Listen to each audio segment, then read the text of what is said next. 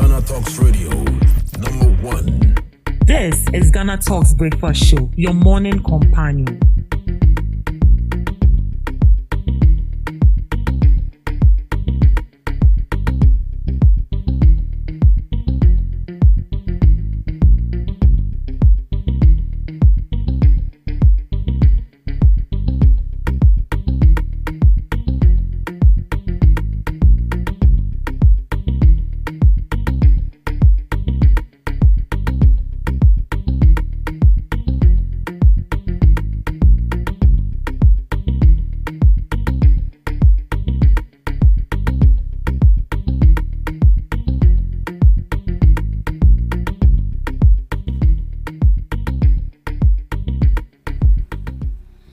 It's a beautiful Friday morning, and you are welcome to the Ghana Talks Breakfast Show right here on Ghana Talks Radio. This is the Ghana first Talks Radio. segment, and also the news review on the morning show.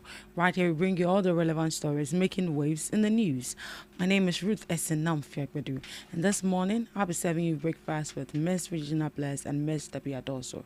Remember that you are streaming live on Facebook at Ghana Talks Radio, on YouTube at Ghana Talks Radio, and also on X at Ghana Talks Radio.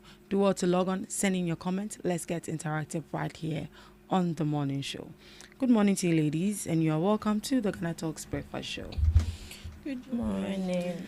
How are we doing? How are you doing, Miss Debbie? The grace is sufficient.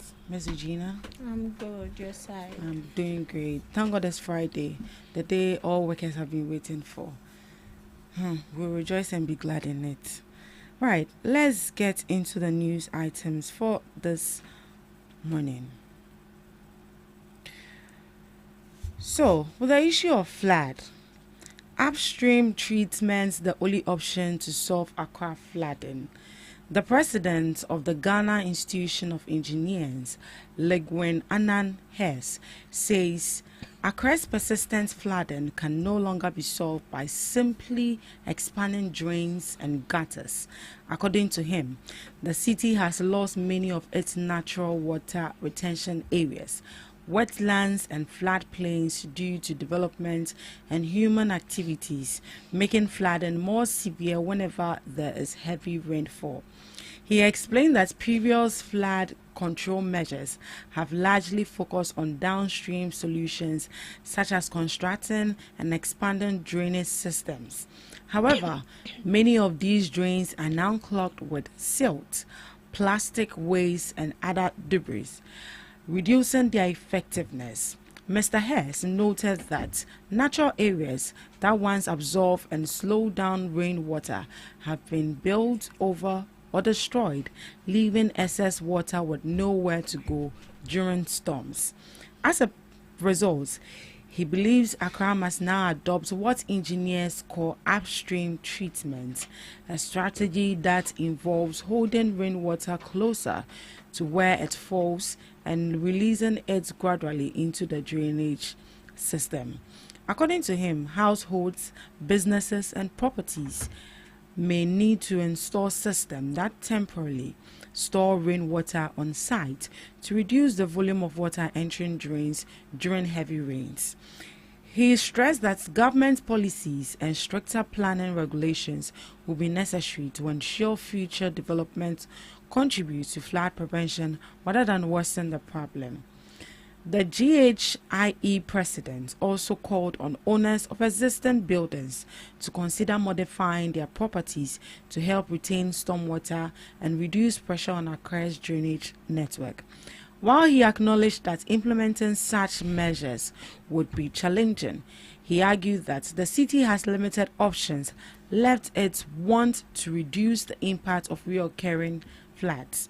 He added that engineers, hydrologists, and other experts will need to undertake detailed studies to determine the scale of intervention required and how long implementation would take. So this is a suggestion.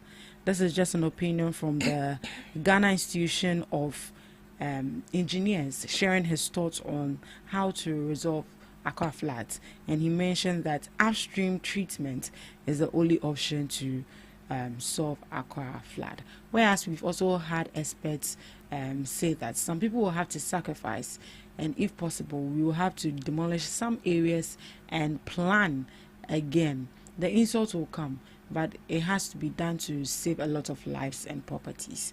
Mr. Gina, looking at the suggestion from the president, what do you think? Upstream treatment.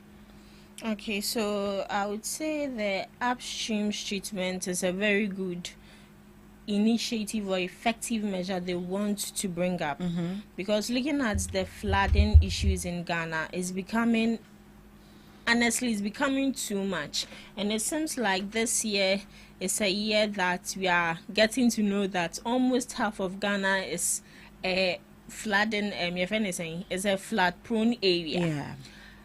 I saw one video in Takwa where a hotel was built, and that hotel is so flooded to a point where it is to the waist level of these individuals. And we had foreigners lodging in that hotel. They had to carry their luggages on their heads to walk through the water. Yeah, and I saw that video.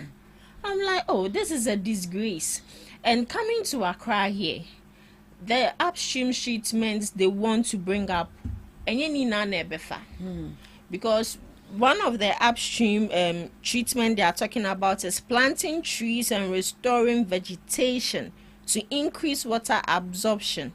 And to Ghana hano, in fact, Accra hana sa se ben no mudi bedua wa ha. Everywhere is everywhere is occupied. Even lands where they are not even supposed to sell out is already sold out. People are already building on it. We've cut down almost 90% of the trees in Accra. But when you go to the other rural areas, not rural areas per se, but other regions, eastern, central, western, you will still see trees there. But Accra, the trees are less. So, first off, protecting wetlands. For that, it's very important to protect the wetlands, and protecting the wetlands has to do with making sure that they clear all people who are living on the waterways. And as you said, the insult will come, the backlash will come. We don't always have to be in our comfort zone. Even that comfort zone itself is discomforting you. So better still live there and have your peace. At this rate, in Siono Enye more storms are coming. So the more storms that are coming, what's the best thing for you to do is to vacate that area. When we look at the Western world, the moment a huge flood or a huge storm is coming, they alert the people beforehand. Find an upper hill, anywhere that is on the upper hill, go there and rest yourself. Don't come down. And America said Accra is on the low, but other regions are on the high. But when you go to Makati is an area, it's in two parts. We have one that is on the hill and others that's Mekau area, and others that is also on the low. So the people who are on the low suffer more than those on the hill, because the water is rushing down. It is not rushing up. So creating drainage channels and detention basins to control water flow. We have drainage systems. We have it. Not that we don't have, we have it. But it is in two folds. The ones that we have, some of them are huge enough to control the flow of water, and some of them are small. Let's just use the gutter in front of this institution, for example. That gutter is very small. So if you know that the area you are building in is a flood prone area, what's the best thing to do? To enlarge, vacate also, and to also enlarge the territory of the gutter. It would overflow to the next point. So the upstream treatments they want to bring up is very important. And if this is what they will do to make sure that they control flooding issues in Ghana, they need to do it, because the flood issue is not stopping anytime soon. And also the rains coming is not stopping anytime soon. When you check the weather, it is very, should I use the word dangerous? Because I think yesterday Q and I checked it. From tomorrow to Sunday, there are more rains coming. Into omo muni baby te omo a insono to a no more science you na eguno. More will come. So you are wasting your time. Find somewhere and lodge. Find somewhere and lodge. Yesterday, I watched a video from our former president, Nana Addo Dankwa Akufo-Addo. Yeah, where he mentioned that there's no way he's going to invest our money to the silt gutters, and then individuals find it that the best way they can dispose their refuse will be throwing it into ration water when it is raining. So for that, he said he's not going to invest our money, not his money, the taxpayers' money, our money. He said he will not invest it in something like that if we don't change our attitude. So that should tell you that the flooding issue that is happening, it's not just the authorities, not just our leaders. We are part of it. Yesterday, I watched a video and then someone was actually disposing waste, human waste. A bin. Oh, in the water. Like, are you serious? And that person is walking about scot-free. That person should be arrested. In fact, the whole household should be arrested. Because, come on. What you are saying, most of the time, these public toilets, the moment the flooding starts, then they'll open their not a boom call. Ah. Really? Miss Debbie. Yes, so the upstream has to do with dealing with the root cause of the problem before it escalates. So dealing with the root cause has to do with we focusing more on the wetlands, and where we know that this place is a waterlogged area and it's not supposed to be sold out for people to buy. And so the best thing we can do is protect and preserve those lands. One, those lands should not be sold out. Two, we need to plant on those lands, like something like grass. You know, this carpet grass soaks water. So when we plant grasses on this land and then encourage afforestation, then we know that the water will be soaked, or it will be 99% of the water will go into this grasses and also absorb. That's the word I'm looking for. Will be absorbed by these trees and these grasses. And so that is the major reason why we are saying that places like Sakumono, places like Alajo, places like Dansuman, all these places are waterlogged areas that should not have been sold out. But where we are right now, these places have already been sold out to residents who are residing in those areas. So what do? We should resist from selling the leftover lands we have in these particular areas, because trust me, the best thing we can do to help ourselves is to demolish these structures. When you come across a video where structures of citizens are being demolished, it's kind of hurting, because you've invested so much in that. But come to think of it, your life is equally important. And when it happened like this, almost all the video I've come across, I just listened to one thing, and one thing everybody kept saying is, "Abayim beboye." They're all calling on the government to help you. When you were acquiring that land, did you pass through the right channels, the right process in acquiring that land? The question is no. We don't do that, because since so when we hear that they are selling a land somewhere and it's cheap, you go in to buy. Yesterday, when Rock was doing his show, he made mention of something. You are going to rent a house, and then Chimbe and Hall self-contained, they are giving it to you 200. Single room self-contained, they are giving to you 1.5, 100 cedis a month.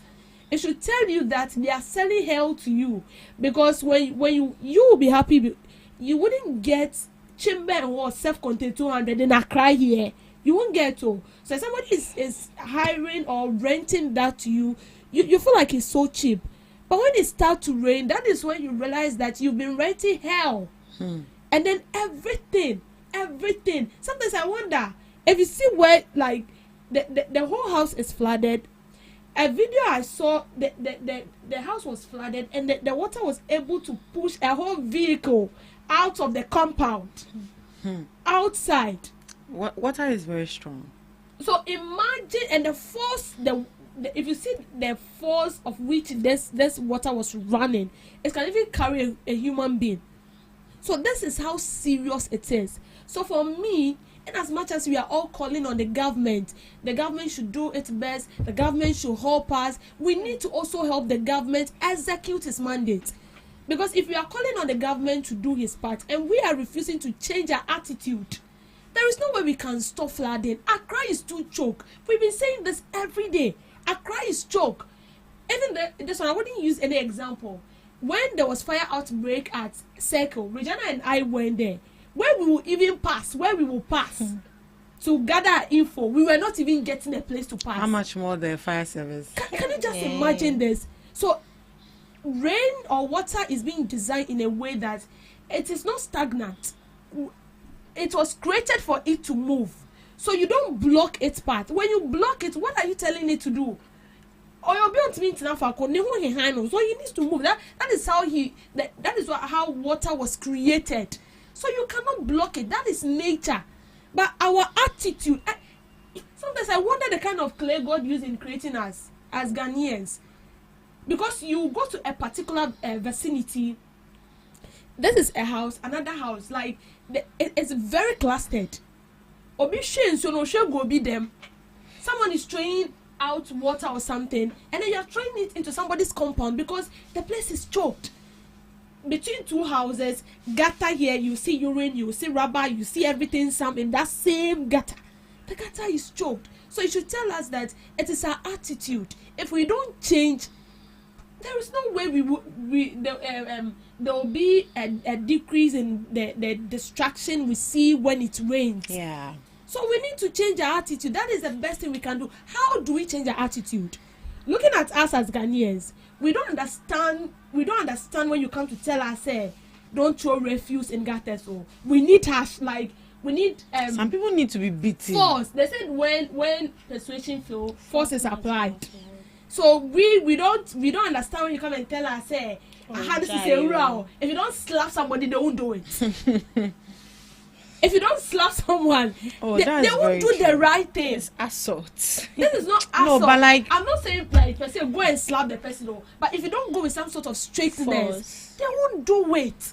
No, but you should get to a point that people need to be treated with violence before they will listen. Do it.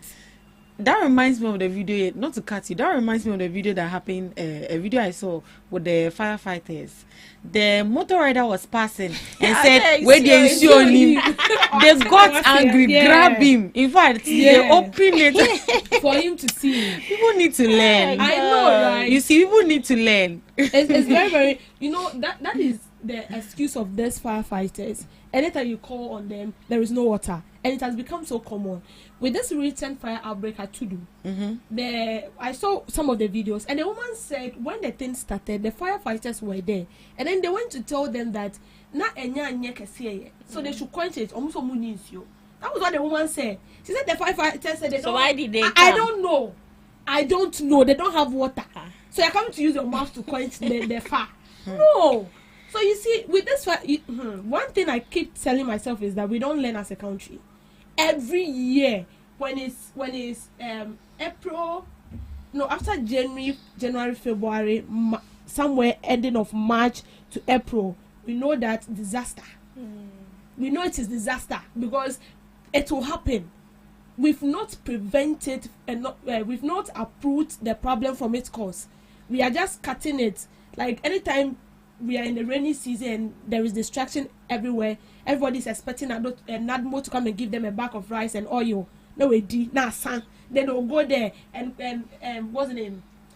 Compensate those people maybe with 100 cedis, and then how will I even say it? They have something. Contribution. No, it's like compassion. No, it's not compassion. Sympathy. Compensation. No, sympathy. Like they go and sympathize with these people. Then it ends there. We don't do anything about it. I'm not trying to prolong what I'm saying, but I saw one man who was speaking, I think on CT, and he said even Mala Market should not have been a marketplace. Yes, it's a waterlogged area. And I'm telling you, anytime it's raining and you're passing through that market, it's messy. Very, very messy. And they throw their rubbish in the drainage system right beside the market. They don't even have the what's the name? Layout. Can I say those when zoom line for they dispose refuse inside. It is only one. Yes, and sometimes you go, it's overflow. And people are sitting down there and they are selling. It even germinates maggots. You get it. So we are, hey God, we are eating things. So we start slapping some people in this country. Yeah, so the issue of flooding not is not moving just the authorities' responsibility, but it's also an attitudinal problem that we have as citizens. And just as you heard from our former president, I think I agree with him 100%. Yeah, as for this one, they that idea. he's not going to invest our money into Yeah. it if we And don't he said change it plainly. if we don't change our attitude. So change your attitude. If you change your attitude, I'll help Yeah. you. That's it. And I remember when he made that video, people were bashing, but I now understand what he No, was you saying. have to understand him That- because he was the saying that- videos we are seeing and what people are doing when it starts raining, that should tell you that we have a problem ourselves. Mental issue. Right, let's proceed.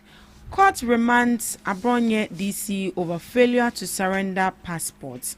The Accra High Court has ordered the remand of Bono Regional Chairman of the New Patriotic Party, Kwame Bafo, popularly known as Abronye DC, into police custody after he allegedly failed to comply with one of his bail conditions. The court's decision followed findings that Abronye DC did not surrender his passport as directed when he was granted bail in an ongoing criminal case. According to the court, the surrender of the passport formed part of the conditions attached to the bail granted to him after an earlier remand. Abronye DC was absent from court when the ruling was delivered. The NPP Bono Regional Chairman is currently facing a charge of false publication in a case brought by the state. The court's latest decision effectively revokes the relief he previously enjoyed under the bail arrangement and placed him back in police custody, pending further proceedings. The substantive criminal case remains before the Circuit Court, where hearings on the false publication charge are expected to continue. The development adds another chapter to a case that has attracted significant political attention, with supporters and critics closely following proceedings. So Abronye DC has been grabbed again, and this time around he did not comply to his bail condition. That is him sending his passport or bringing his passport forth, and due to that he's in police custody now. But the statement reads that he was absent in court when this ruling was delivered. So who is intended to inform Abronye? Is it a lawyer that failed to inform him, or they know what they are doing? But from further reading, the lawyer of Abronye says that Abronye DC will not be able to submit his passport because it's currently held by the High Commission of the United Kingdom for visa processing, which he said that he is needed to travel to UK by June 14th to resume academic studies and raise health concerns. So Abronye is Miss Debbie, why are you laughing? We are not serious. This is the reason why Abronye has not submitted his passport. The lawyer said that his passport is currently held by the High Commission of the United Kingdom for visa processing. They noted he needed to travel to the UK by June 14th to resume academic studies and also raise health conditions or health concerns. Let me see. Miss Debbie, Abronye DC. Abronye is becoming too obstinate, or should I say recalcitrant. So, your case is in court. I think I came across that video where he said he's not feeling well. So let me ask I kept asking myself, it is only... There's a new revelation. Okay. Led by Principal State Attorney Joshua Saki, the prosecution proved that the UK High Commission received the passport on May 25th, 4 days after the bail order. This established that Abronye had physical possession of the passport when ordered to surrender it, but chose to hand it over to the embassy instead. Oh, Abronye. So which means it was intentional. It was intentional. That should tell you that it was intentional. Very, very intentional. So contempt of court. Yeah. And this is not the first time such an incident is occurring. It's always these politicians. I don't know why they always feel sick when their case is in court. If someone's case is in court regarding maybe corruption or one way or the other, misinformation and all that, and you're supposed to be in court to, defend yourself, that is when you see these people traveling out. They are sick. In terms of this woman, give to Warren Mensah, we heard instances where she said she's not feeling well. She went out along the line. They do one the same thing. Now abroad, the same thing. So I think they only have one excuse. It has to do with they are not feeling well. They have to go outside to go for treatment. And I'm saying this because I feel like this is a way of escape for them. If Abronye should touch there, he went and he came back. I think he was away for 1 month. He was away for 1 month, and after he came back and he was being interviewed, he said he wasn't feeling well, and the court is aware. His lawyers communicated with the court, and so they were aware of his predicament. But for me, I feel like why do we keep prolonging things? You are being brought to court because of an issue, so we will just deal with this issue once and for all. With what he's doing, he's trying to dodge this whole thing. That he's going for what? A study, academic studies, and also health concerns. That according to his lawyer. That is what his lawyer said. So it was after he was being picked by the court. So that is when he realized that he needs to go for academic studies, or he wants to go there so that he will put things in place. Maybe he's been pursuing it, and coincidentally, it's a lie. It's a lie. This has been the attitude of people. This is not the first time we are seeing something of that sort, where somebody will always have to travel out if they have a case in court. So I see this to be one of their tactics, one of their trick they use. And so we need to also come up with a tactics and a trick to stick them here, so that you face it. You did it alone. No one was there with you. So you need to face the law. After the law is done dealing with you, you can go ahead and do whatever you want to do. The court has its own reason why they want to withhold his passport. It's part of his bail condition. Yes, and they need to take it because, see, if you are being granted bail, in some cases, being granted bail doesn't mean automatically the case has died out. It's because maybe they still need vivid evidence to continue with whatever with the case. So if you're on bail, they are not sleeping, they are working. So along the way, when there are fresh cases emerging out of your case in court, they still call you back. And that is the same thing that is happening to what's the name? The MPP chair, Ashanti MPP chair, Wuntumi. That is the same thing that is. I heard the final judgment to be on July 3rd or so. So we are waiting. We are waiting That's for July 3rd. That's when we will determine if he's going to jail or not. Yes. So I think everyone is eagerly waiting for that day. So anytime there is fresh issues coming up, you still have to go to court. It's going to be like Agrada's issue. Who? Wuntumi or Abron? He's supposed to go to jail. It's going to be like Agrada. He will go and still come back. And come back. So grant him amnesty. Our laws are not working. So so I feel like these people always come up with a trick to save themselves. And you see, I feel like politicians are also intruding in the affairs of the court. We always say that these courts are working independently. They are not being intruded, but it's a lie. It's a lie. Their affairs are really being intruded. And so it makes it very difficult for them to hasten whatever they are doing. And so when it happens like that, everything prolongs, and then we don't see the positive outcome of what we are supposed to see. And then when it happens like that, gradually, in fact, it's not as if we've lost trust in our judicial system. And with Abronye's case, this is not something that should be taken lightly. If Abronye should be used as a scapegoat, I'm sure other people will have to learn. Other people will have to follow, will have to tread cautiously. But here lies the case. In Abronye's case, they will take the passport because they know if they don't do that, the chances of you traveling out like what Oforiata did, it's not far away. It's just like from here to Kanishi. So they will need to withhold that passport. So I feel like we should also come up with a tactical measure so that we can glue these people here. If no one pushed you into that, and then you end up at where you find yourself. So you need to face your own drum and dance to the tune of your music. And dance to the tune of your music. Miss Eugenia? Mm. Abronye. In police custody again. He should be there. So his visa no so chain, it is over. He should provide academic admissions. That shows that indeed He's going for academic purposes. You had a passport. Provide it. You didn't provide it. So you went ahead to give your passport to the embassy. 4 days after your 4 bail. days.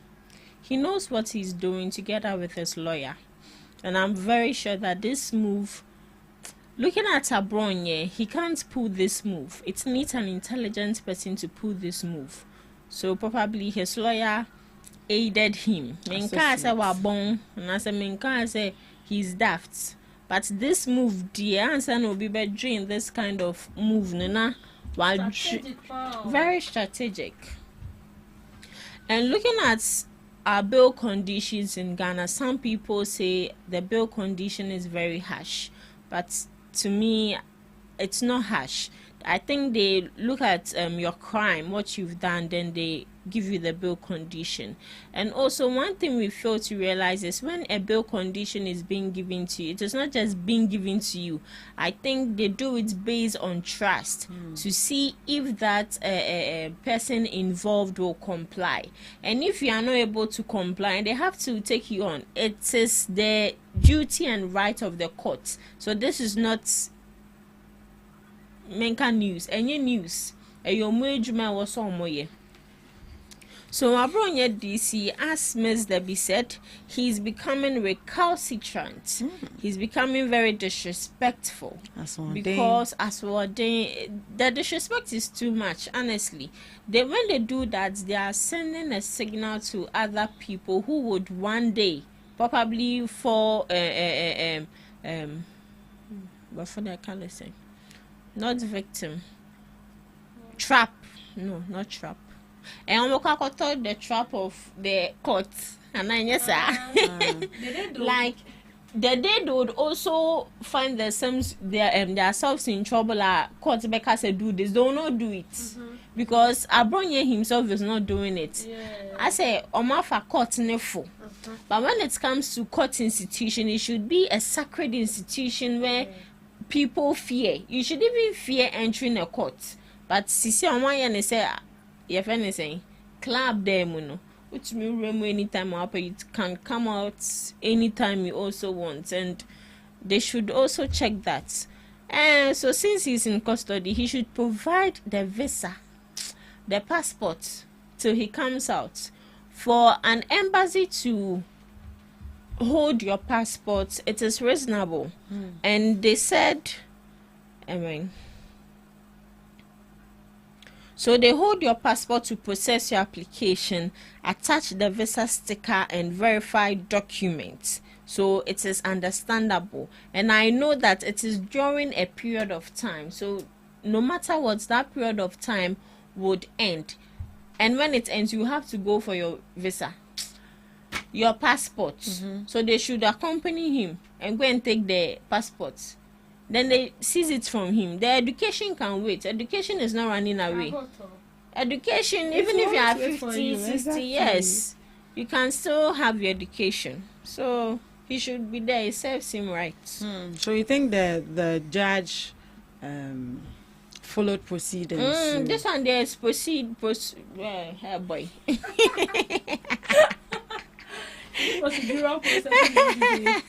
He followed the procedure. Yes, and one no. Because if they've been able to verify that after your bail condition was given to you, and it is required for you to submit or surrender your passport, and you still went ahead to give it to the UK embassy, then you know what you're doing. Then it means they're up to something. Yeah, that means that he knows what he's doing. Well, we are hoping to see our members from the minority coming out again. Abronye is in press custody. conference. Another press conference.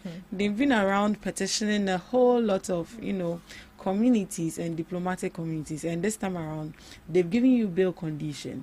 You did not comply to it. It's not like the passport was already there before the bail condition. If it It was already wasn't. there before the bail condition, I think you can raise it up. Then they'll give you another Yeah. condition. But your passport was with you in your house. After 4 days, you went ahead to go and give it to the UK embassy. They know what they are doing. They know what they are doing. So definitely there's going to be a new development on this particular case of Abronye, and once it comes up, you'll be the first to know. Thank you so much for joining us on the news review. Up next we have Global Observances with Miss Regina Bless.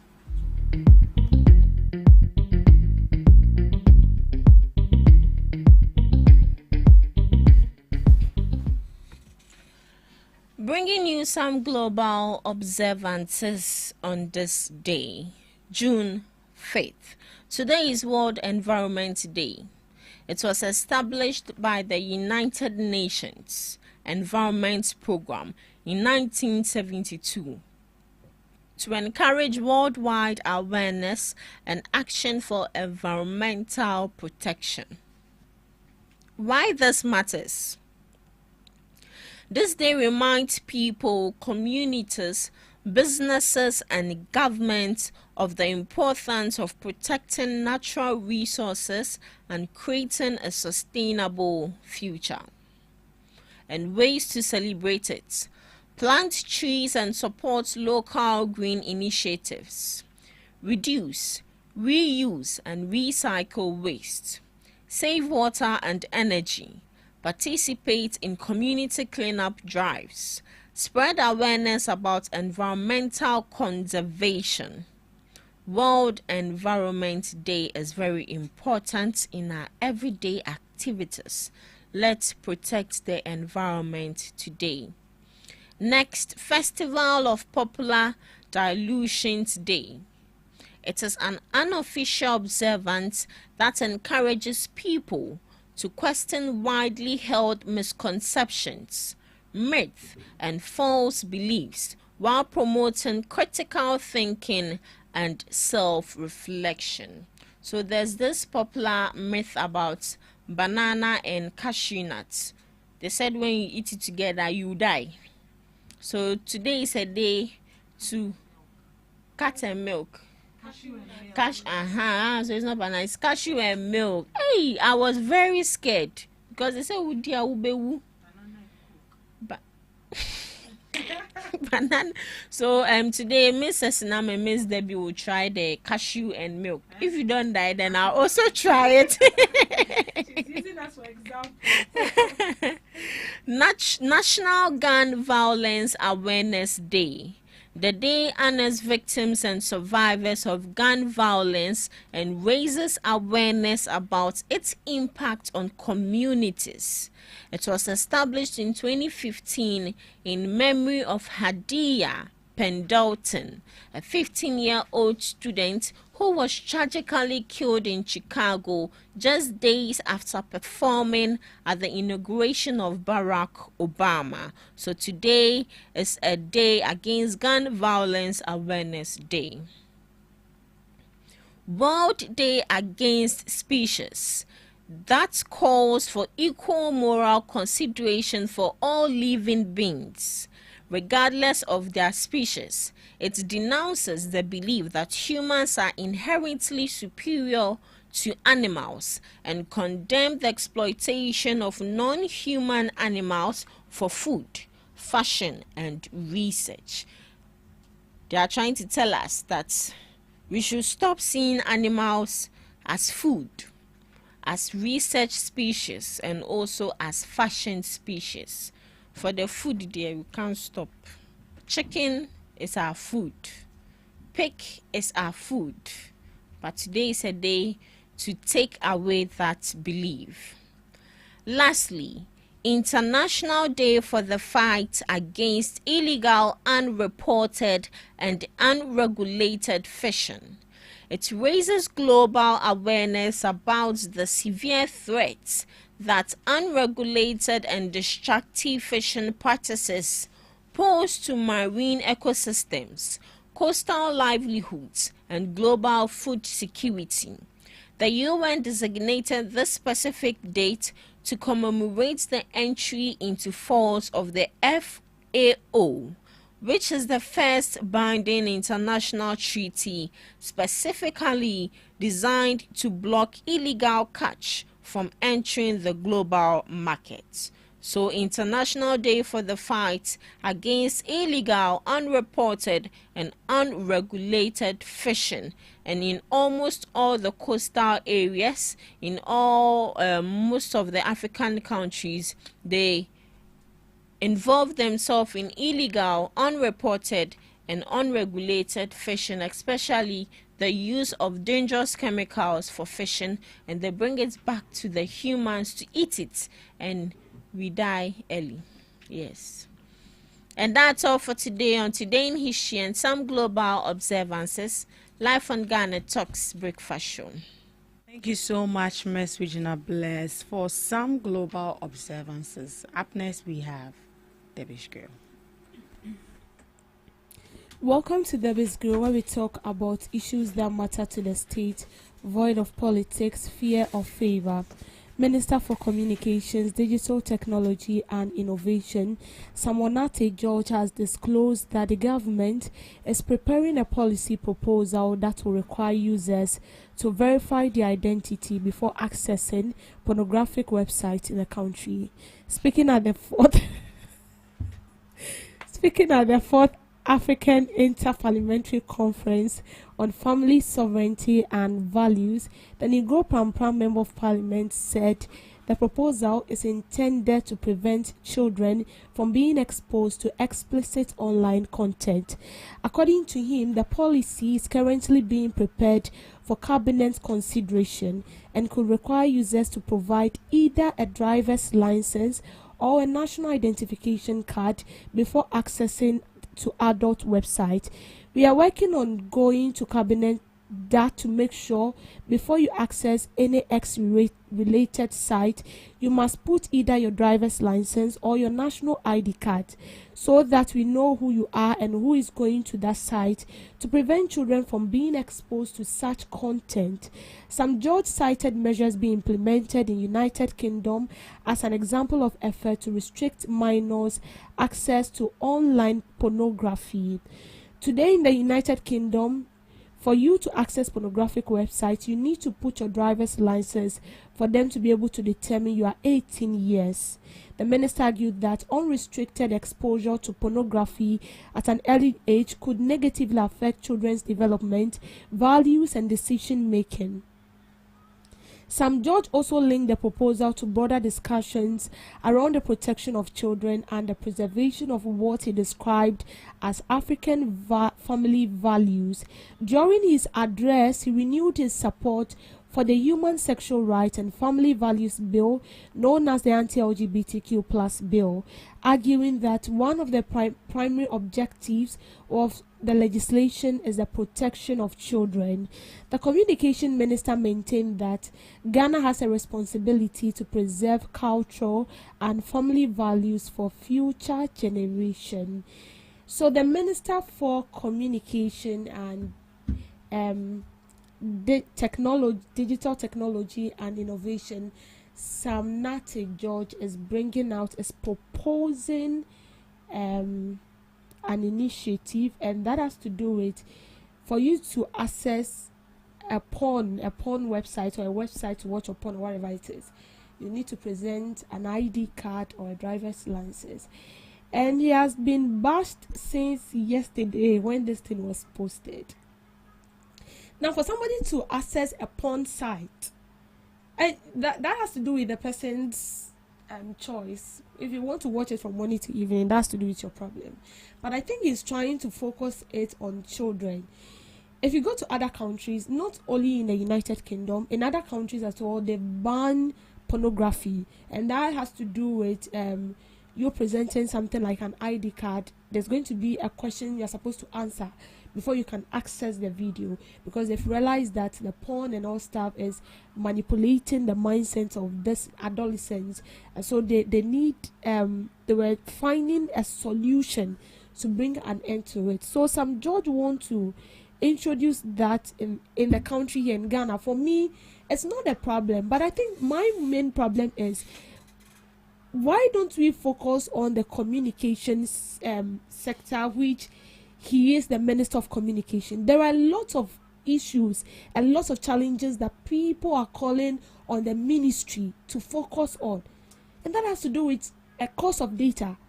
When Sam George was in opposition, he said that then when we used to buy the data, he said it was too expensive and all that. So when he became a minister, people were expecting, an increase or something. But you see, of late, you will buy data and it's as if someone somewhere is chanting and incarnating on the data you bought. You bought a data and then within a second, the data is finished. And then you ask yourself, what did you use it for?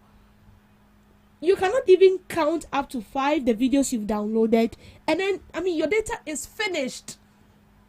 And I think these are questions people are asking.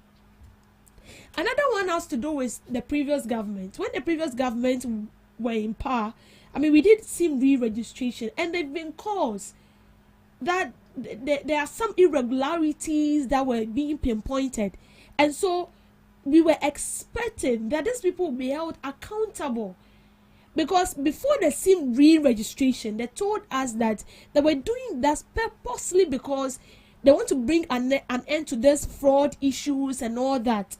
Tell me why someone will call me, mention my name, and tell me even the amount I have in my account. Someone will call me and tell me I should key in this, key in that, and then within a second my money is gone. But they told us that the SIM re-registration was going to bring an end or a stop to that. But after the SIM re-registration, we even saw worse. We saw worse, and we are still experiencing it. So we are expecting some natty just to spearhead this. The right questions should be asked. Why did we re-register our SIM? And after that, what we were experiencing before, with the notion that is not going to happen again, we are still experiencing it. So what is it? What don't we know? And what are the measures being put in place to put a stop to that? These are questions we are asking. We've still not gotten an answer to that. And I think with that, he also come up with a SIM. I don't know how far they've gotten with that, and I don't know when we are starting it. He also came up with SIM re-registration issues, and then he made mention of the same irregularities and all that associated, some challenges associated with the previous SIM registration done by the MPP administration, and so we will need to re-register our SIM. And I remember that people bashing for that too. So with that, we don't know how far they've gotten to the with that, but we are still asking questions like how far. When it has to do with DST issue, Sam George says he's going to cut 30% of it. Echo see yeah, DSTVC and reduce the price. That issues too. Then share. And I remember some time ago there was still information about misinformation, disinformation, people coming on board to say things that do not exist, and a whole lot. And we said, Sam George, this is your office. Kindly do something about it for us. We saw instances where he went on various platforms to talk about this misinformation, disinformation of a thing, but it is still in existence. People still take their phone and then they misinform the public. They say things that do not exist. They defame people, tarnish people's image. These are issues that need to be solved. I'm not saying that it's bad, because first off, I said pornography or whatever it is, I think there is a limit. But now everyone has a phone. Even a kid as young as 10 years. Some of them have tablets. And so they access websites that their parents even have no idea of. So if you're bringing a restriction, it is not bad at all. It is not bad. Because definitely they are going to question you. Why are you coming in for maybe your age? Maybe they will have to ask you your date of birth so they can confirm. They will have to ask you to present your ID card, which is the Ghana card, because we use the Ghana card for everything as it stands now. Or maybe your driver's license for you to access it. That is because they want to prevent this minors from accessing adult content. But have you also come to think of it that there are some kids that can even use their parent details with their ID cards and then present themselves as an adult and still access those videos? They can still do that. So we are not saying that what he's bringing on board is bad, but then we feel like there are other issues that needs more attention. There are other pressing issues that we need to address, most especially with the misinfo and the disinfo of a thing. That is something that we need to pay attention to. Very, very serious. Very, very, very serious. And you see, I feel like when you are in opposition, the way you speak is different from when you are being given the nod to handle the office. And it is because from afar, what you see is not the realities on ground. So right now, I don't know which is which, but then I feel like Samnati George, please, we are begging you. I think there are other pressing issues you will need to pay attention to. And I believe that will help us, especially with the data issue. Because I remember you gave it to Esla Owusu Woto. It wasn't easy. With this data of a thing. And so we were also expecting something very big. But here we are, we buy data and then in the next seconds it's gone. And so we need answers, clarification on that. We need clarification on the re-registration, the irregularities you mentioned. How far? Is there any development on that? Are we supposed to know? Then the misinformation of a thing. Today you on your telly and then you see people saying all kinds of nonsense on television on the whole telly, because that is the person's station. And sometimes I wonder whether these people they even have the license, because what they talk about, you on your TV today and they are propagating how to get a big breast, how to get a big butt, how to do that, how to do this. And those are content that are being consumed not only by adults but also by kids. So I think this is something that we need to take very, very seriously. And not to even talk about Ghanaian television stations that are illegally taking people's videos, especially Nigerians. This has been a call. And with that issue too, we don't know how far we've gotten to. So with the porn aspect, it's not bad. But then I feel there are other pressing issues that we need to pay attention to. We can equally do same because other countries succeeded in doing it. And I believe that I think kids should watch what is meant for them, and adults should also watch what is meant for them. But how well are we going to enforce this? If I'm a kid, I can take my father's ID card, pretend to be my father, mention his name, his date of birth, and then present his ID card and still access that video. I think this should be taught through. Thank you for making time with me on the Miss Girl. Thank you so much, Miss Debbie, for that, girl. And thank you too for joining us on the first segment of the GhanaTalks Breakfast Show. Let's go for the news. We'll be back shortly.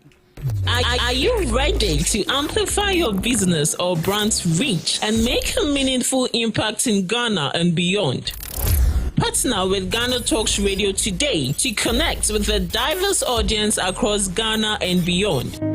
Elevate your brand through on-air promotions and social media. Boost your brand during prime time. With GhanaTalks Radio, you can extend your reach across digital platforms. GhanaTalks Radio is not just a station, it is a community hub where your brand becomes part of the conversation. Join us in fostering connections, celebrating culture, and making a lasting impression. For customized sponsorship packages and enquiries, email contact@GhanaTalksRadio.com or call +233 202 544614. GhanaTalks Radio, giving the youth a voice.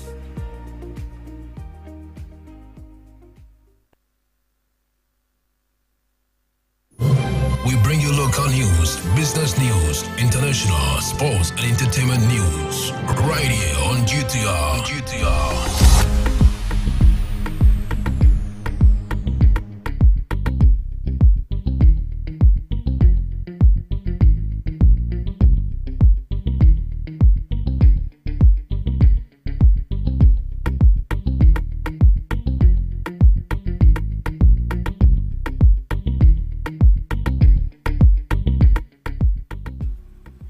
Hello, good morning, and welcome to the morning news update on Ghana Talks Radio, coming to you live inside our studios, Anya. Coming up this morning, the Ministry of Communication pushes ID requirement for adult website.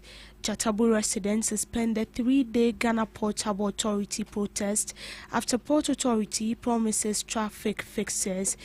Tudufa leaves traders counting losses after Blaze gut their properties. Also coming up in the news, MTN shuffles continental leadership to Power Ambition 2030. We've got details on these stories and many others coming up shortly.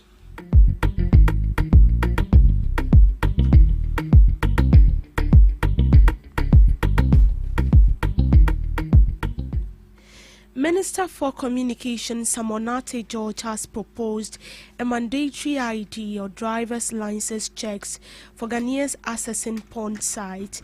Speaking at the 4th Interparliamentary Conference on Family, Values and Sovereignty, the Minister for Communication said the move is aimed at protecting minors from harmful online content. The proposed ID verification policy will be submitted to Cabinet for consideration, according to the minister. Your Excellencies, it's important that we understand the danger that we face with pornography. And I keep saying that, look, we don't need to rewrite the script. Today in the United Kingdom, for you to access a pornographic website, you need to put your driver's license for them to be able to determine that you are 18 years. Ask yourself why they are doing that. Because they've seen the danger and the damage that pornography and over-sexualization have done to a generation of young UK citizens. And that's why for us, we believe that in Ghana here, and we're working with going to Cabinet on that, to make sure that before you access any X-rated site, you must put either your driver's license or your national ID card, so that we know who you are and who is going to that site, to prevent children from being exposed to such content. This is the real threat. Because when a child is over-sexualized at an early age, it affects their development, it affects their thinking, it affects even their morality and their values and their standards. And the only way to break a people is to go after the children. Because when the children are destroyed and damaged, that culture, that culturalization gets damaged. The fight against Africa is not against those of us sitting in this room. We were a lost case. The fight is against our children. And that's why when myself and my colleagues in Ghana introduced the Family Values Bill, one of our key arguments has been that we're fighting for the innocence of Ghanaian children, because our children must be protected and safe. We were protected by our parents in an African family setting. We must do same for our children and grandchildren. Commenting on the reconsideration of anti-LGBTQ bill, co-sponsor of the Human Sexual Rights and Family Values Bill, Samonate George argued that Parliament's standing orders do not allow for reconsideration of the bill after it has been passed. According to him, the next constitutional step rests solely with the President to either assent to the bill or withhold it. The Speaker has made an appeal. I've read the standing orders since I saw the appeal. There's nothing in our standing orders for a rescission. When Parliament passes a bill, Parliament is functus officio. I think that the only role that Parliament has today is to transmit the bill to the President. When it goes to the President has indicated that he will want to have scrutiny of the bill. The Constitution spells out the steps the President can take to scrutinize the bill. He has a number of days after it's been transmitted to him to report back to the House and say, I have no objection, I'm signing it, I'm assenting to it. If he has an issue, he can write back to us and say, I have an issue with this provision, that provision, Parliament should reconsider it with his recommendations. He can't just give issues, he must make recommendations through his Attorney General. Or he can refer it to the Council of State for advice and notify Parliament that I've sent it to the Council of State. There's a number of days for all of this. I think the longest is the Council of State one, which takes 30 days for them to come back to him. If he has an objection, he has 14 days to indicate so. If he has no objection, 7 days to indicate so. I think that that's where we are. Parliament should transmit the bill, warts and all, irrespective of whatever drama may have conspired. Parliament has done its job. Because the act of a rescission of a passage of a bill is alien to our standing orders. Everything that we do in this House, Parliament is a house of rules. If it was, respectfully to Mr. Speaker, it's not a house of appeals, it's a house of rules. And so if there's no rule in the rule book that gives us room to do what he wants to do, I'm saying that there's still a room in there. The presidency can come back to us and say, Parliament, reconsider 1, 2, 3, and we'll have that debate on the floor and then send it back. No, not after a bill has been passed. Passage of the bill is a decision of the House. No, but once the bill, if you read the rules of the House, after third reading, Parliament becomes functus officio. Parliament has no role again to play. So once the bill, after the third reading, that's it. We have to transmit it. Let's transmit it. Let the presidency come back to us with any challenges that they have, if they have. The speaker can share with the presidency any further challenges that he has, if he has, and let Parliament reconsider it. But that's the only route I see here for any reconsideration to happen. Residents of Jatabu Electoral Area in Tema Community 3 have called off a planned 3-day demonstration against the Ghana Port and Harbours Authority. The protest was scheduled over persistent traffic congestion caused by container trucks in the area. Residents, however, suspended it after receiving assurance from port officials. Director of Tema Port, Teben Zuman, said immediate interventions are in progress, including deploying security personnel to manage truck movement and ease gridlock around Committee 3. But I must say that largely we seem to be aware of the issues, and after today we'll put in extra measures, and then the community will be free to move around, and the port would also have a free flow of traffic. It's going to be a daily affair 24/7. This is something we have agreed with the community as well, that will provide the security men on guard to make sure that they will direct the traffic to ensure free flow of traffic.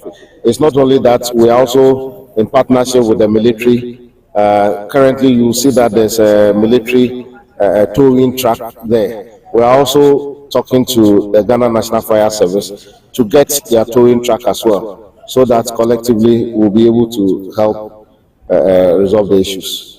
It's just to appeal to them to be calm, and that's, we are aware of the issues, and we are actually on top of the issues. We will resolve them one at a time. They can see that for the past 1 week there has been some improvement, and we will continue to make sure that we ease the traffic situation within the port or around the port.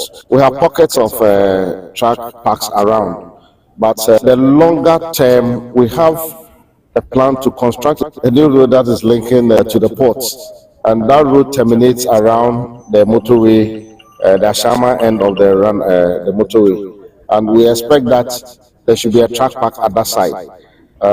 Initially, GPHA had identified about 70 acres of land at that area, and we thought that if we get that land, it will help us to secure a permanent truck park for Tema community. We are still in discussions. As for the road, we know that for this year, the road construction will start, but we are still talking to the owners of the land to get it. We are sure by the time the road finishes, we should be able to secure. The latest information we got was that they are prepared to give us about 30 acres of that land. So if that works, I believe in the next few months, it should be true. Traders are to-do accounting their losses after devastating fire swept through parts of the market, destroying properties. The outbreak left several traders with nothing to show for years of investment. The victims are appealing to government, NADMO, and benevolent individuals for financial support.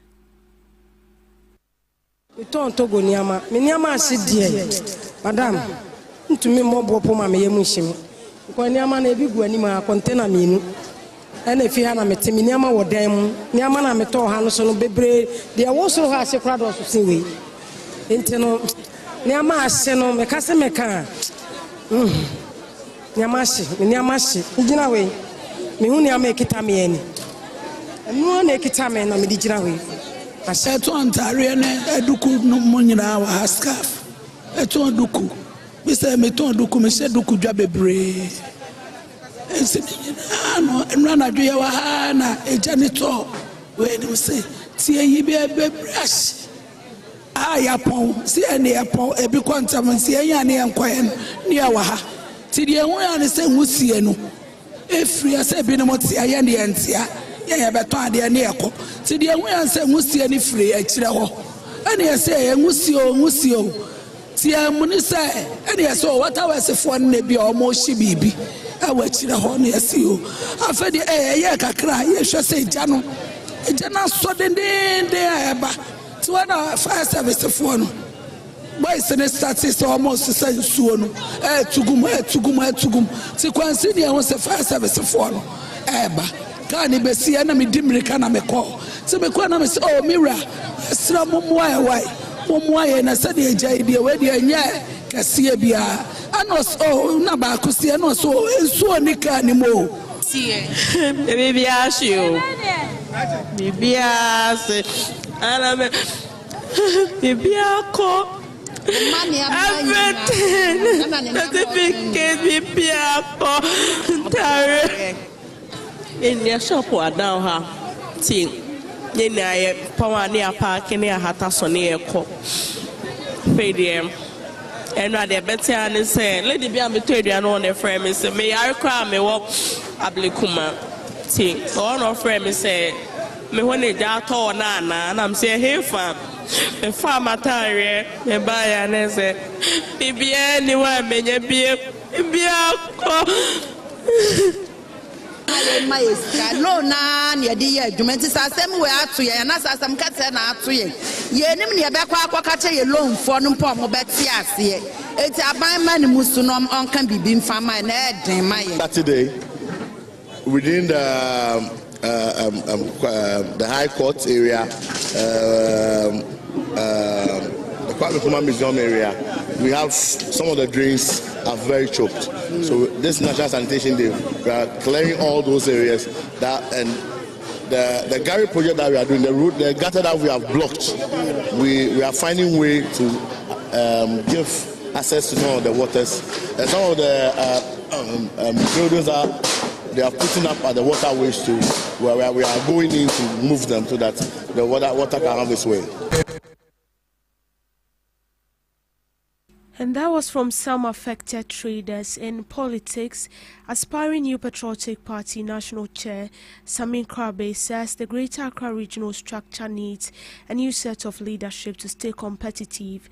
He disclosed that Greater Accra now requires influential leadership capable of attracting diverse groups, forging alliance and reconnecting the New Patriotic Party with key constituencies, positioning itself as the unifying figure ahead of the party's national executive elections.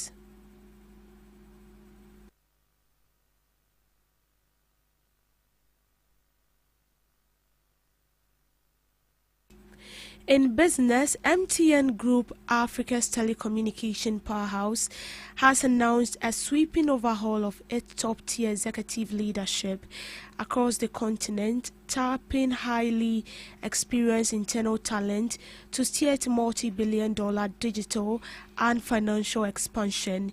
The major restructuring is anchored by the high-profile promotion of Metran Gebe, the current Chief Executive Officer of MTN in Côte d'Ivoire, who has been elevated to the position of MTN Group Chief People and Culture Officer. She is scheduled to officially join the Elite Group Executive Committee no later than September. The appointment comes ahead of the retirement this year of the long-serving incumbent Paul Norman, who is stepping down after a stellar career spanning nearly 3 decades of structural service to Johannesburg headquartered multinational.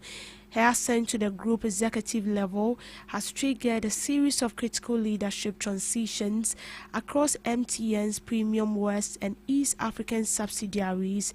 Abad Rida, the current Chief Executive Officer of MTN in Zambia, has been formally transferred to replace her as the new head of MTN in Côte d'Ivoire. Larry Annette, a corporate veteran whose most recent high-level assignment was a Chief Marketing Officer Officer and Chief Commercial Officer seconded to Iran's cell has been deployed to succeed Mr. Reda as the substantive Chief Executive Officer of MTN in Zambia. All new CEOs designations across the regional subsidiaries are expected to take full operational effective no later than September 1st, 2026. Commending the strategic movement, MTN Group President and Chief Executive Officer Ralph Mopita expressed absolute confidence in the new leadership structure's ability to drive the company's next growth phase. The newly appointed executives bring an aggregate of over half a century of specialized hands-on experience in navigating volatile emerging markets, with several having deep professional ties to the Ghanaian telecom landscape. Ms. Ngebe, who has been emerged as one of the most powerful women in global technology management, boasts over 15 years of leadership experience, again across critical telecom operations in Zambia, Benin, Senegal, Ghana, Rwanda, Cameroon, and Cote d'Ivoire. Notably, she served as the CEO of Airtel Tigo Ghana, MTN Cameroon, MTN Rwanda, Tigo Senegal, building a reputation for executing aggressive business turnarounds, corporate mergers, artificial intelligence-driven digital transformations. Similarly, incoming Cote d'Ivoire chief Abed Reda is widely recognized with the industry as a customer-centric operational turnaround expert. Larry Annett, the incoming boss for Zambian market, represents the bedrock of MTN's institutional memory. With over 29 years of continuous service within the group, Mr. Annett has previously engineered massive product innovations and disciplined digital commercial growth across corporate heavyweights including MTN South Africa and MTN Nigeria. The high-level realignment comes on the heels of MTN Group adopting its refreshed 5-year strategic blueprint dubbed the Ambition 2030. This long-term commercial policy is explicitly designed to tap into enduring structural growth opportunities and extending deep digital connectivity and fintech financial inclusion across sub-Saharan Africa. The decision to fill these highly sensitive positions from within the company's existing ranks underscores the robust nature of MTN's internal talent and succession planning protocols. With this appointment firmly locked, market analysts expect a smooth operational transition as the newly designated chiefs prepare to assume full control of their respective territories by September deadline. To sports, Ghana has set its sight firmly on the podium at the 2026 Commonwealth Games after the National Paralympic Committee of Ghana officially unveiled its para-athlete contingent with a bold message from President Samson Dane: target the podium. The unveiling ceremony held at the ESP Hotel in Accra under the theme Rising Beyond Limits, Carrying the Dreams of a Nation introduced the 5 athletes who will represent Ghana at the Commonwealth Games in Glasgow, Scotland from July 28th to August 8th. More than a ceremonial send-off, the event served as a powerful statement of ambition, inclusion, resilience, and national pride. Addressing athletes, officials, sponsors, and members of the media, National Paralympic Committee President Samson Dane described the team as a group of exceptional competitors capable of making history for Ghana on one of the world's biggest sporting stages. The 5-member team will compete in 3 disciplines: para-athletics, para-powerlifting, and para-swimming. According to the National Paralympic Committee President, every athlete secured qualification through merit, performance, and dedication, making this one of the strongest para-contingents Ghana has assembled in recent years. A central theme throughout the event was a need to transform perceptions about disability and recognize the extraordinary abilities and potential of persons living with disabilities. Samsidin retreated his long-held belief that parasports should never be viewed through the lens of charity. His remarks drew strong applause from attendees and reinforced the growing recognition of parasports as an integral part of Ghana's sporting ecosystem. Reflecting on Ghana's journey in parasports, Dane paid tribute to pioneers who paved the way for current generation of athletes. He highlighted the historic bronze medal won by Anita Fojo at the 2010 Commonwealth Games in Delhi, describing it as a defining moment that inspired athletes who followed. The National Paralympic Committee president also called on government, corporate institutions and the media to deepen their support for parasports development, stressing that investment in the sector delivers benefit far beyond competition. He further urged the media to continue highlighting positive stories that inspire and unite the nation. In showbiz, Nigerian content creators Pele and Jarvis are officially engaged. The surprise proposal, which has since gone viral, saw Pele pop the question to fellow TikToker Jarvis on Thursday, June 4th. Video of the moment sparked congratulatory messages from fans. Pele and Jarvis are known for their skits, live streams, and joint content that has earned them a massive following across TikTok and other platforms.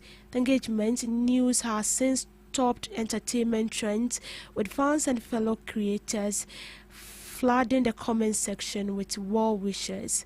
On global update, a court in Nigeria has sentenced 4 men to death after attacking a church in southwestern Ondo State in 2022.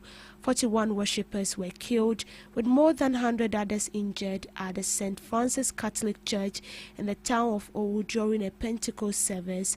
The court in the capital Abuja also sentenced men Idris Abdul Malik, Al Qasim Idris, Jamil Abdul Malik and Abdul Halim Idris to 20 years in prison for belonging to a terrorist group. Judge Emeka, who presided over the case, said the evidence presented against them was neither shaky nor contradicted. He had ordered an accelerated hearing after high-profile trial commenced in August 2025. In his judgment, Justice Inwite said the prosecution had proved their case beyond reasonable doubt, as they had brought before the court witnesses who saw the attack, including one who testified to recognizing 2 of the defendants as attackers. One of the witnesses the court heard from was a woman who had her legs amputated from the knee and had lost her eyesight as a result of a dynamite explosion which the attackers had detonated. The 9 court included joining a thorough group planning and carrying out killings. During the trial, the defendants said they had been tortured, including being hanged from the ceiling, beaten countless times, and using electric shocks on their genitals. A 5th defendant was discharged and acquitted by the court due to insufficient evidence against him. He was accused of having financed the attack by allegedly receiving 800,000 naira twice from another suspect. During cross-examination, Abubakar said the money in his account was proceeds of his farming business as well as activities from his cooperative society. He denied that the 4 other defendants were beneficiaries of the money. Since the war attack, Nigeria has witnessed more attacks on churches across the country as it continues to grapple with rising insecurity. United States President Donald Trump has accused Nigeria of failing to protect its Christian population from jihadist attack. On Christmas, the United States hit 2 camps run by jihadist group in northwestern Nigeria and threatened more if attacks continued. Claims of genocide against Nigerian Christians have been circulating for some time in right-wing United States circles. Organizations monitoring political violence in Nigeria said most victims of the jihadist groups are Muslims.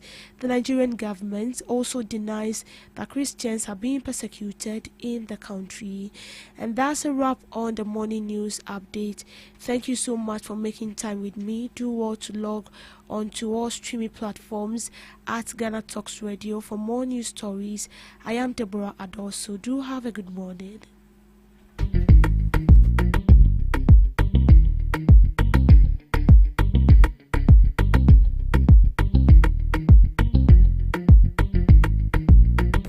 Are you ready to amplify your business or brand's reach and make a meaningful impact in Ghana and beyond?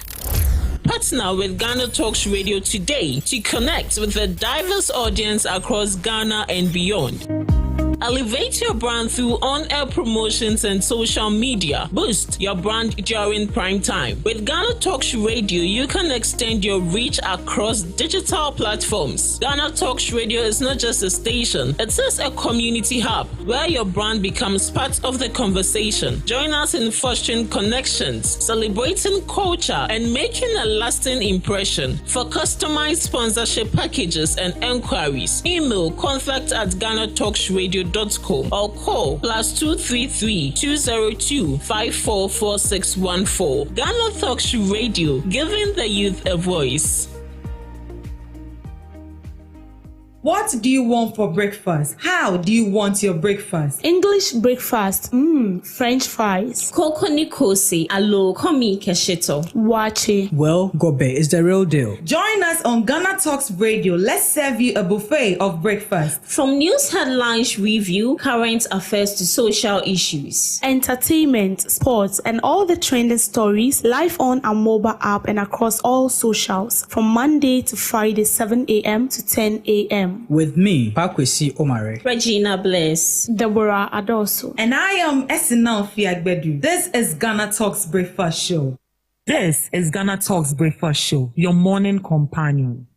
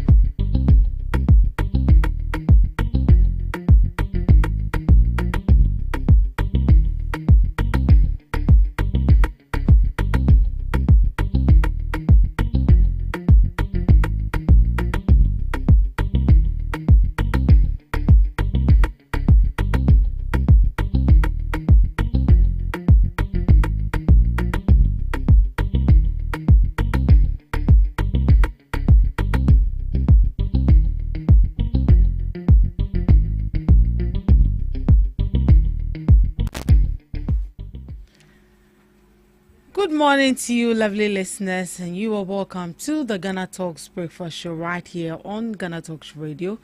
This is the second segment of the show, but today is on a different tangent. I'll be doing it with my ladies.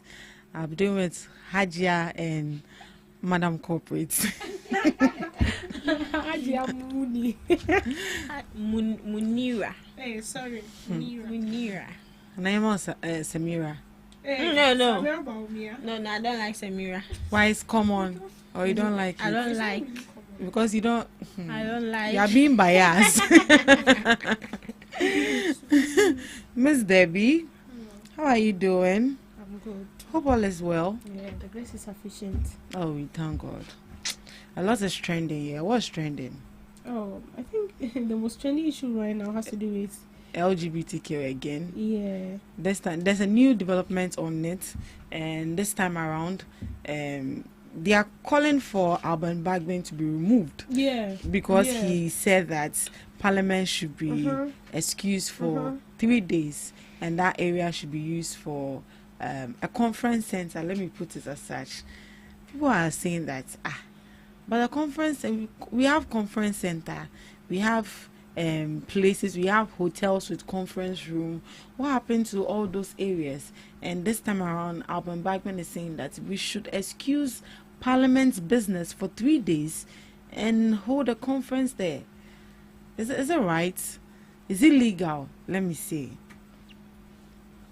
Miss Debbie. For me, this is not the first time such conference is being held in Parliament. With this particular conference, I think since it started, it was held in Parliament, so this is not the first time. And what they were discussing was the same thing about this LGBTQ something of a thing. It's about this family values bill, and it's the same thing as the LGBTQ bill. So in as much as people are calling for, I mean, they were calling for the conference to be held in another place. But for me, I see nothing wrong with it, though, in as much as we had other bills that needs to be deliberated on in Parliament, though. But then I feel like this is not something new. Conferences are being held in Parliament. But the more reason why people are bashing Speaker of Parliament has to do with there are a lot of things that needs to be dealt with in Parliament. And so bringing a stop to the proceedings of Parliament all of a sudden, and just because you want to hold a conference, with the Parliament being used as the venue, for me is good, because the people coming on board were not only Ghanaians. We have people from other countries. We have people from other African countries that were there. So the Parliament House, for me, I see it to be the best place where they can hold this conference. So with the removal was based on this LGBTQ thing. And the more reason why they are calling for his removal was because we were talking about LGBTQ. You were not around. Your deputy sat in for you. And then immediately you came on board. I mean, you just said the bill should be reconsidered. And all of a sudden, you are dismissing proceedings of Parliament. And then you are coming to hold a conference. And that is why people are bashing him. Well, why do you think that the bill should be reintroduced? And you see, I said something here that the Speaker of Parliament is equal to the Parliament. Is equal to the Deputy Speaker of Parliament is equal to the Speaker of Parliament. If President Mahama is not in today, and then he tells his vice, sit in for me, automatically that is President Mahama speaking to us. Any directive that is being given by the vice president is being termed as the president giving you the directive. And so you follow it accordingly, because he sits in the shoes of the president. Yeah, he's a third gentleman of the exactly. So if the Deputy Speaker of Parliament sit in for the Speaker of Parliament, automatically that is you, Speaker, sitting in there.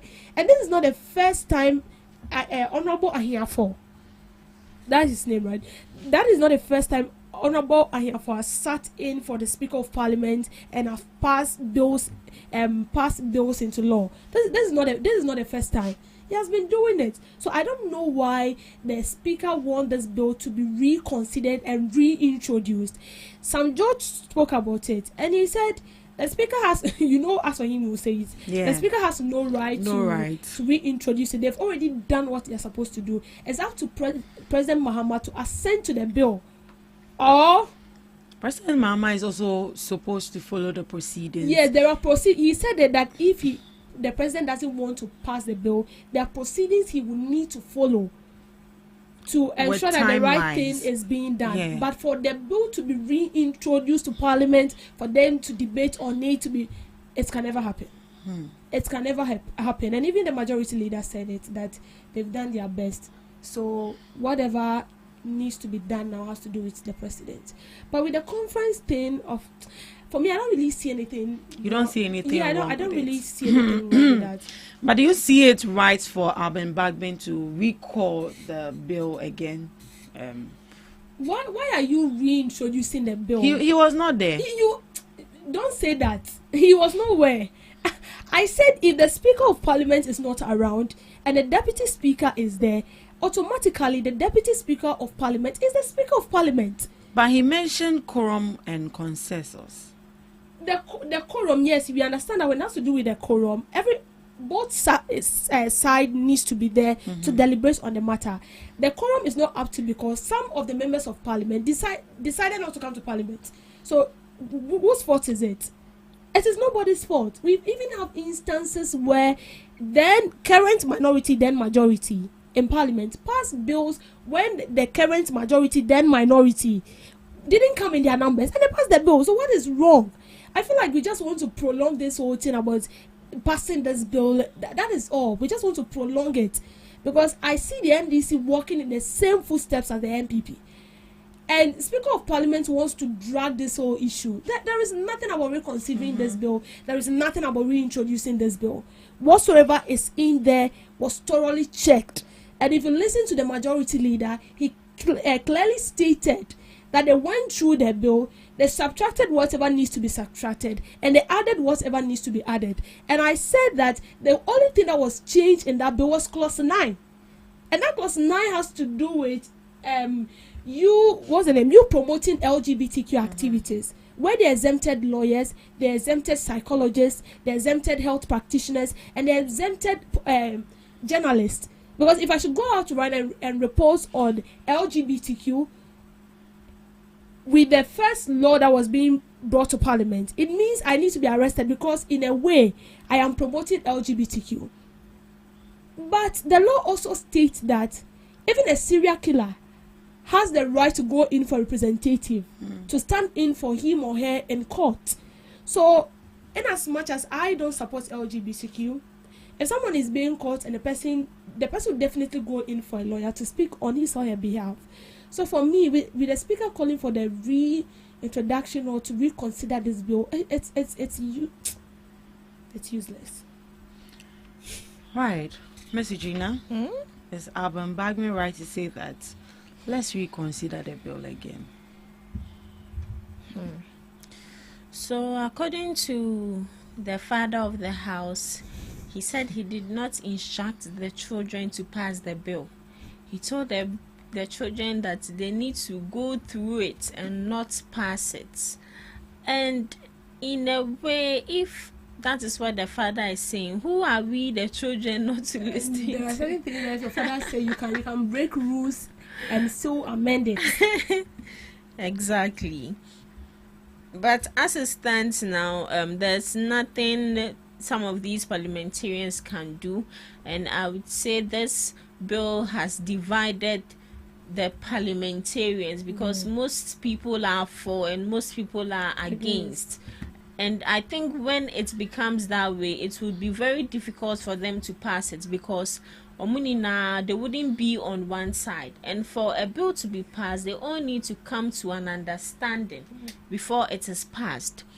Now, according to them, they didn't go through all the right process to pass the bill. And we all know that when it comes to the passing of bill, they need to go through the right process. So if that is what will make the bill, how would I put it, 100% correct, why not? They should do it, but it shouldn't take too much time. It shouldn't take too much time. Yes, they need to pass it fast so that Mahama will sign it. Then we'll all be at peace. But looking at certain disadvantages, it looks like you better pass a bill or not check. They won't pass it. For me, Are you sure? Oh yeah, I've really probably they might pass it, but to sign it will be an issue. President Mahama is not ready to sign that bill. What makes you think so? Is it based on the attitude you are seeing The so interview, he was being interviewed, and then what he said that there are things in the bill that still need to be considered and needs to pass through the right procedures. Is that not why they are doing the conference and the reconsideration? That is why they are calling for this reconsideration of the thing. But for me, I feel like, oh goodness, Gambia passed this into law, Uganda passed this into law, other African countries passed this same LGBTQ into law, and their penalties there is harsher than what we have in our bill. So what is preventing us? And I feel like we are doing this because we are not independent as we tend to be.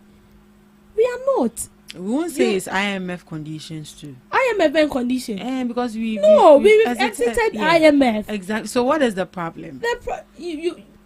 I'm sure you remember President Mahama was supposed to be honored with an honorary degree. An honorary degree, and he didn't get that because they wanted him to declare his stance on LGBTQ. Yeah. And up till now, it's like what the president promised and what we are seeing right now is contradicting with itself. This morning, I saw a video of the late president, Ivan Satamels, where he clearly stated that he's not going to allow this LGBTQ of a thing in this country. He was firm on his stance that he's not going to allow it. Now you think if he would have been alive and is brought to his table, that man who passed that bill into law, he would have signed it. Atamels, you know who you are talking about? That man who passed it into law, and that is why they eliminated him. He will pass it into law. He died. He didn't. It wasn't natural. So that is not what we are talking about. Do you have facts? Back to what we were saying. Back to I don't really see the president signing this bill into law. Seriously. And it looks as if now they've should I say they've pushed our hopes high. It's just like somebody pushing you up, and then the foundation holding you at the top there just breaks down, and all of a sudden bam, you're on the floor. That is how it is. So right now we are divided even within ourselves of whether this bill will be passed into law or not. And looking at what is going and looking at what President Mahama is saying, that it's going to take a long time. Don't forget, this same president said that the LGBTQ is not that significant. It's not a priority. It's not a priority. And so we have other things. For me, LGBTQ is a priority to me. And that is because I stand in for this. I always say this. I stand in for this vulnerable kid that has no idea. Someone like Ransford, who was taken by his coach, and that boy died out of that. The man has been granted bail as I'm talking to you now. We have a lot of people who are being abused by their teachers, by their coaches, whoever they are, and they've destroyed their lives. If me, I'm an adult. If I sit here today and I said, I'm falling in love with Regina. I'm just citing an example. It's a you know, what's the name? Sam just said it's a psychological. It's a mental problem. It's a mental problem. I agree with you. It is. So just imagine I wake up one day and I say, "Oh, beautiful Regina, I love you." You are sick. I'm sick. You get it? I'm sick. But you see, you are adult. If you choose to fall in love with your fellow woman, that is your own cup of tea without sugar. I don't care about that. But what about that kid? That kid that has been sent to school and has been left within the care of a teacher. And that teacher took advantage of that kid. What about that kid? That is what we are talking about. And that is why we want that bill to be passed. And you see, these people are making me to believe that. Hey, Deb, you were one. I didn't say anything. Well, let's see how it's going to go in the coming months and in the coming weeks, if indeed they're going to use the right procedures to pass this bill finally. Because as it stands now, let's assume that the bill is not passed, because if they are reconsidering it again, that means that what the parliamentarians did, or what you get it. And I see that as an insult. That's like a waste of time to them. And I now understand the frustration of Mahama Ayariga, because he really fought for this in parliament. So you understand. Look at so you see the banter that went on between himself and the minority leader, that is a watered down. So all of that, meaning you are coming to start the whole process again. Speaker, he mentioned that looking at the minority, there's no way he can go on a consensus with these people, because there are some times that they are going to drag issues. Well, there's been call for the removal of Alban Bagbin. Let's read the article and let's see what he also has to say. Speaker Bagbin must be removed over comments on anti-LGBTQ bill, Solomon Owusu. The National Communications Director of the United Party, Solomon Owusu, has called for the removal of Speaker of Parliament Alban Bagbin following his comments on the recent passed Human Sexual Rights and Family Values Bill. His call comes on the back of the Speaker's reaction to the recently passed Human Sexual Rights and Family Values Bill. Parliament passed the bill on Friday, May 29th, after a heated debate between the minority and the majority. Speaking in Parliament on Tuesday, June 2nd, Speaker Alban Bagbin, who was not present, appealed to lawmakers to reconsider the bill, citing concerns about procedural lapses during its passage. The Speaker argued that revisiting the legislation would help ensure procedural integrity and strengthen public confidence in the legislative process. However, speaking on Accra-based Joy News, Solomon also criticized the Speaker, describing his action as unacceptable. The Speaker of Parliament has done a great disservice to the people of this country, and he must be called out. I have said that he must be removed, he stated. He further questioned the Speaker's authority in raising concerns about the bill's passage, insisting that his intervention was inappropriate. He argued that parliamentary decisions remain valid regardless of the Speaker's later objection. We have passed a number of bills where the minority did not take part. Was it not assented to? Was it unanimous? No way, he said. Meanwhile, the bill, which is yet to receive presidential assent, seeks to criminalize LGBTQ plus activity, advocacy, and what it described as the promotion of non-conventional sexual relations and family values. Now, let's look at what a speaker will do before he's been removed. So before a speaker will be removed, unless it's actually going to be on how do I put it, just as the way we saw the Chief Justice being removed. That is how the process is going to be. But before a Speaker of Parliament is being removed, unless maybe he's contesting for another position, whereas maybe he wants to be the MP or precisely do something, hold a particular title in governance, that is when that particular person is being removed or is not allowed to be the Speaker of Parliament. But looking at all these, he mentioned one article, but reading it, it actually does not correlate with what he says. So I don't think it's even necessary to even bring that up. But looking at all that I've mentioned so far, I don't think it is necessary for you to say that you are going to remove a speaker because of that. Anna, message you now. You are going to remove a speaker because of that. Because he has he is telling them to reconsider the bill. It doesn't make sense. And are they even serious at all? Who are those calling for the removal? Is it the minority? He's the one calling for the removal.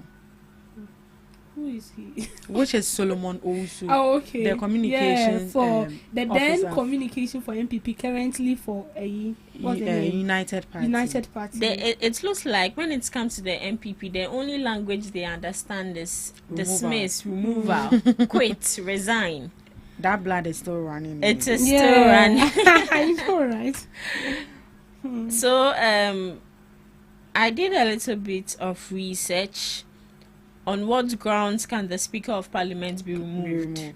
And it says strictly the removal of the Deputy Chief Justice, the removal of the Speaker of Parliament. Speaker of Parliament can only be removed when guided by the 1992 Constitution. And first off, it says inability to perform duties, physically or mentally incapable. And when they say the physical or mental incapability, it means he's either sick or mentally he's not sound for him to work as the Speaker of Parliament. That is where they can remove him. And also misconduct or gross abuse of office. And looking at the Speaker of Parliament, for many years he has been the Speaker of Parliament. No one has come out to accuse him of misconduct or gross abuse of office, he does his work diligently without any issues. Now, violation of the constitution, when he violates the constitution itself, then they can come ahead and say, oh, the Speaker of Parliament violated the constitution. He didn't go according to the constitution. He's disrespecting the constitution. Fine, you can take him on. We also have loss of confidence. And the loss of confidence has to do with political issues. If he makes his stance known that MPP, NDC, he's in favor of this, he's in favor of that, he's against this particular party, that is where you can also take him off, because automatically a leader shouldn't have a favorite. A leader should be neutral. Objective, yes. So these are the four main reason grounds a Speaker of Parliament. Why not Chief Justice? You said Chief Justice. Oh, really? No, like your head. you cited an example with the Chief Justice. Oh, okay. And I can't be Chief. Sorry. So these are the four major grounds the Speaker of Parliament, Alban Bagbin, can be removed. If none of this applies, then they should forget he will be Speaker of Parliament till. And besides, he's doing a marvelous job. Oh, MPP. In addition to what you just read pertaining the grounds at which a Speaker of Parliament can be removed, a Member of Parliament must move a formal motion for the Speaker's removal. But as it stands now, Solomon Owusu, you're a common floor member. You are not a Member of Parliament, so you can't call for the removal. But I think petition will also do. It's not cited here, but in my opinion, you can petition. You can petition that, looking at the proceedings. But even that, you still have to be in Parliament, because what have you seen that you are petitioning the removal of the Speaker of Parliament, unless you are a Member of Parliament, with that you have a close relation with what is happening on ground. Right, you want to add your voice. So I think the Speaker of Parliament is called the King of Parliament because he has been in Parliament since 1993. He has been a Member of Parliament. He has gone through all the processes. I mean, he has been in Parliament for so long. And so, I mean, kicking him out wouldn't be that easy. And this is not something, it's not a firm ground to stand on to call for his removal as a Speaker of Parliament. That is not going to happen. Alban Bagbin is the first person to be picked as a Speaker of Parliament when his government was in opposition. When Akufo-Addo came into power, the first time Akufo-Addo came into power, they were supposed to pick a Speaker of Parliament, and Alban Bagbin was picked. Alban Bagbin is a member of the National Democratic Congress. Then the NDC was in opposition. He was the health minister. Exactly. But he was picked as a Speaker of Parliament because of his works. This is not about politics. It's about your intelligence. It's about your integrity. And it's about your competence. And all these three things, this man have it. Have you heard of any instances where Alban Bagbin intruding in political issues, nosing into people's affairs? I think he's been just and very fair. Yes, exactly. And that is why he has been picked. And he is the second person that has been picked twice as a Speaker of Parliament. He was being picked during Akufo-Addo's first term. And after Akufo-Addo left power and Mahama came in, he was re-elected as a Speaker of Parliament again. So, Nessa session, or so this is a person with a massive record and legacy. You cannot just kick him out just like that. And he will continue to be, with regards to the successive government or the government will be experienced going forward, they might choose to retain him. And he's being loved by all parliamentarians because you have to vote.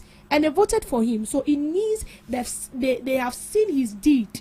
And that is why they handed over that opportunity to him to do so. You cannot just stand up because you feel like he called for the reconsideration of the bill, so he should be sacked. No, everyone has their flaws, but this alone is not a firm ground for you to stand on and then call for the dismissal of the Speaker of Parliament. Solomon Owusu, I like him so much. He's a very open communicator.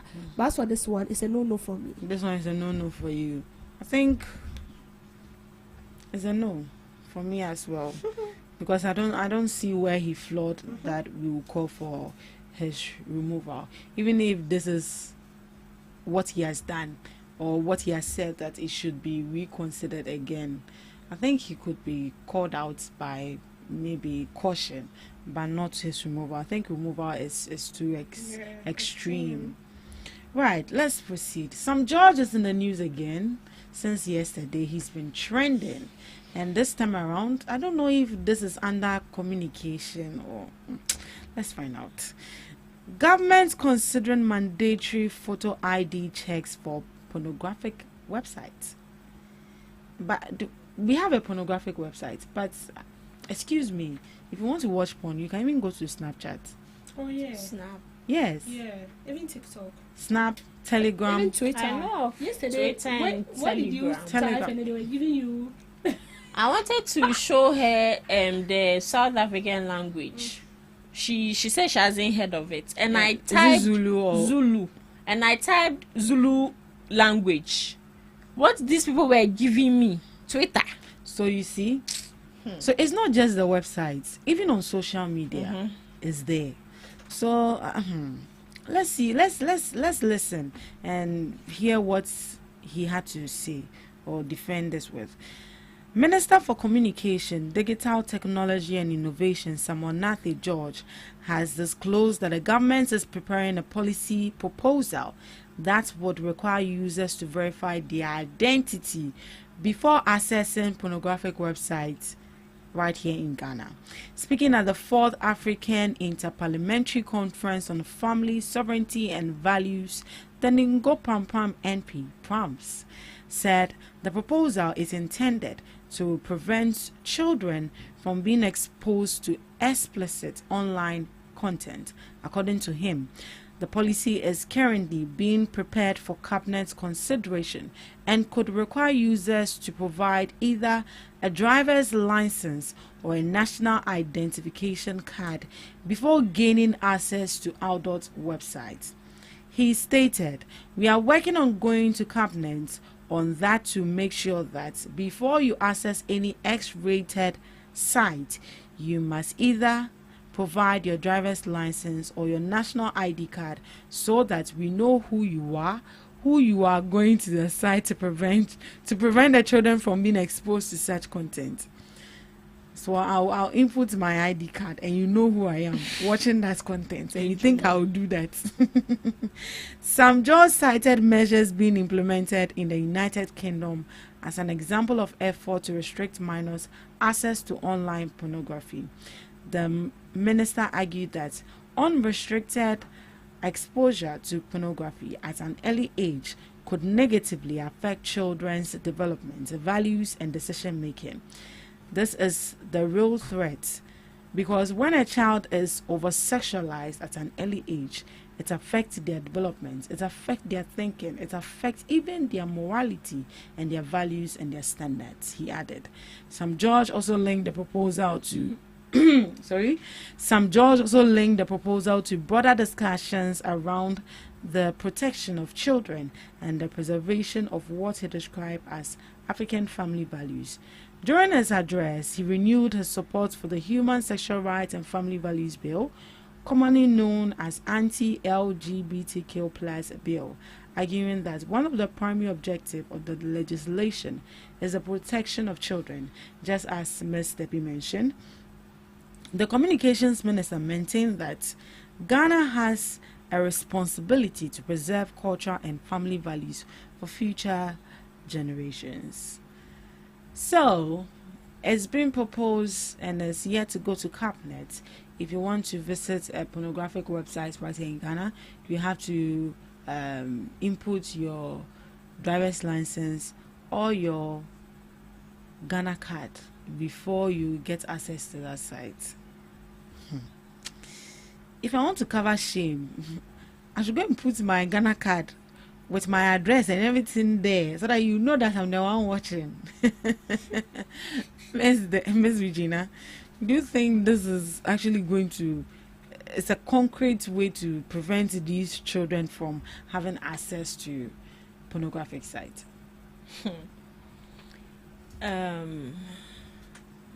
when we talk of the pornographic sites, I think most of them don't even need logins.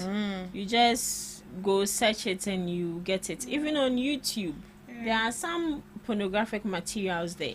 In fact, all our social media handles, there are pornographic materials in it. So unless he's telling us that they'll ban all these social media handles totally, because in as much as though those children are kids or these teenagers of these days are very smart. They can find an alternative to get a card or driver's license. So far as saying and if you get to a point where you require a picture of their face, they wouldn't do it. Even an adult wouldn't do it. Say I feel now call a person share pono.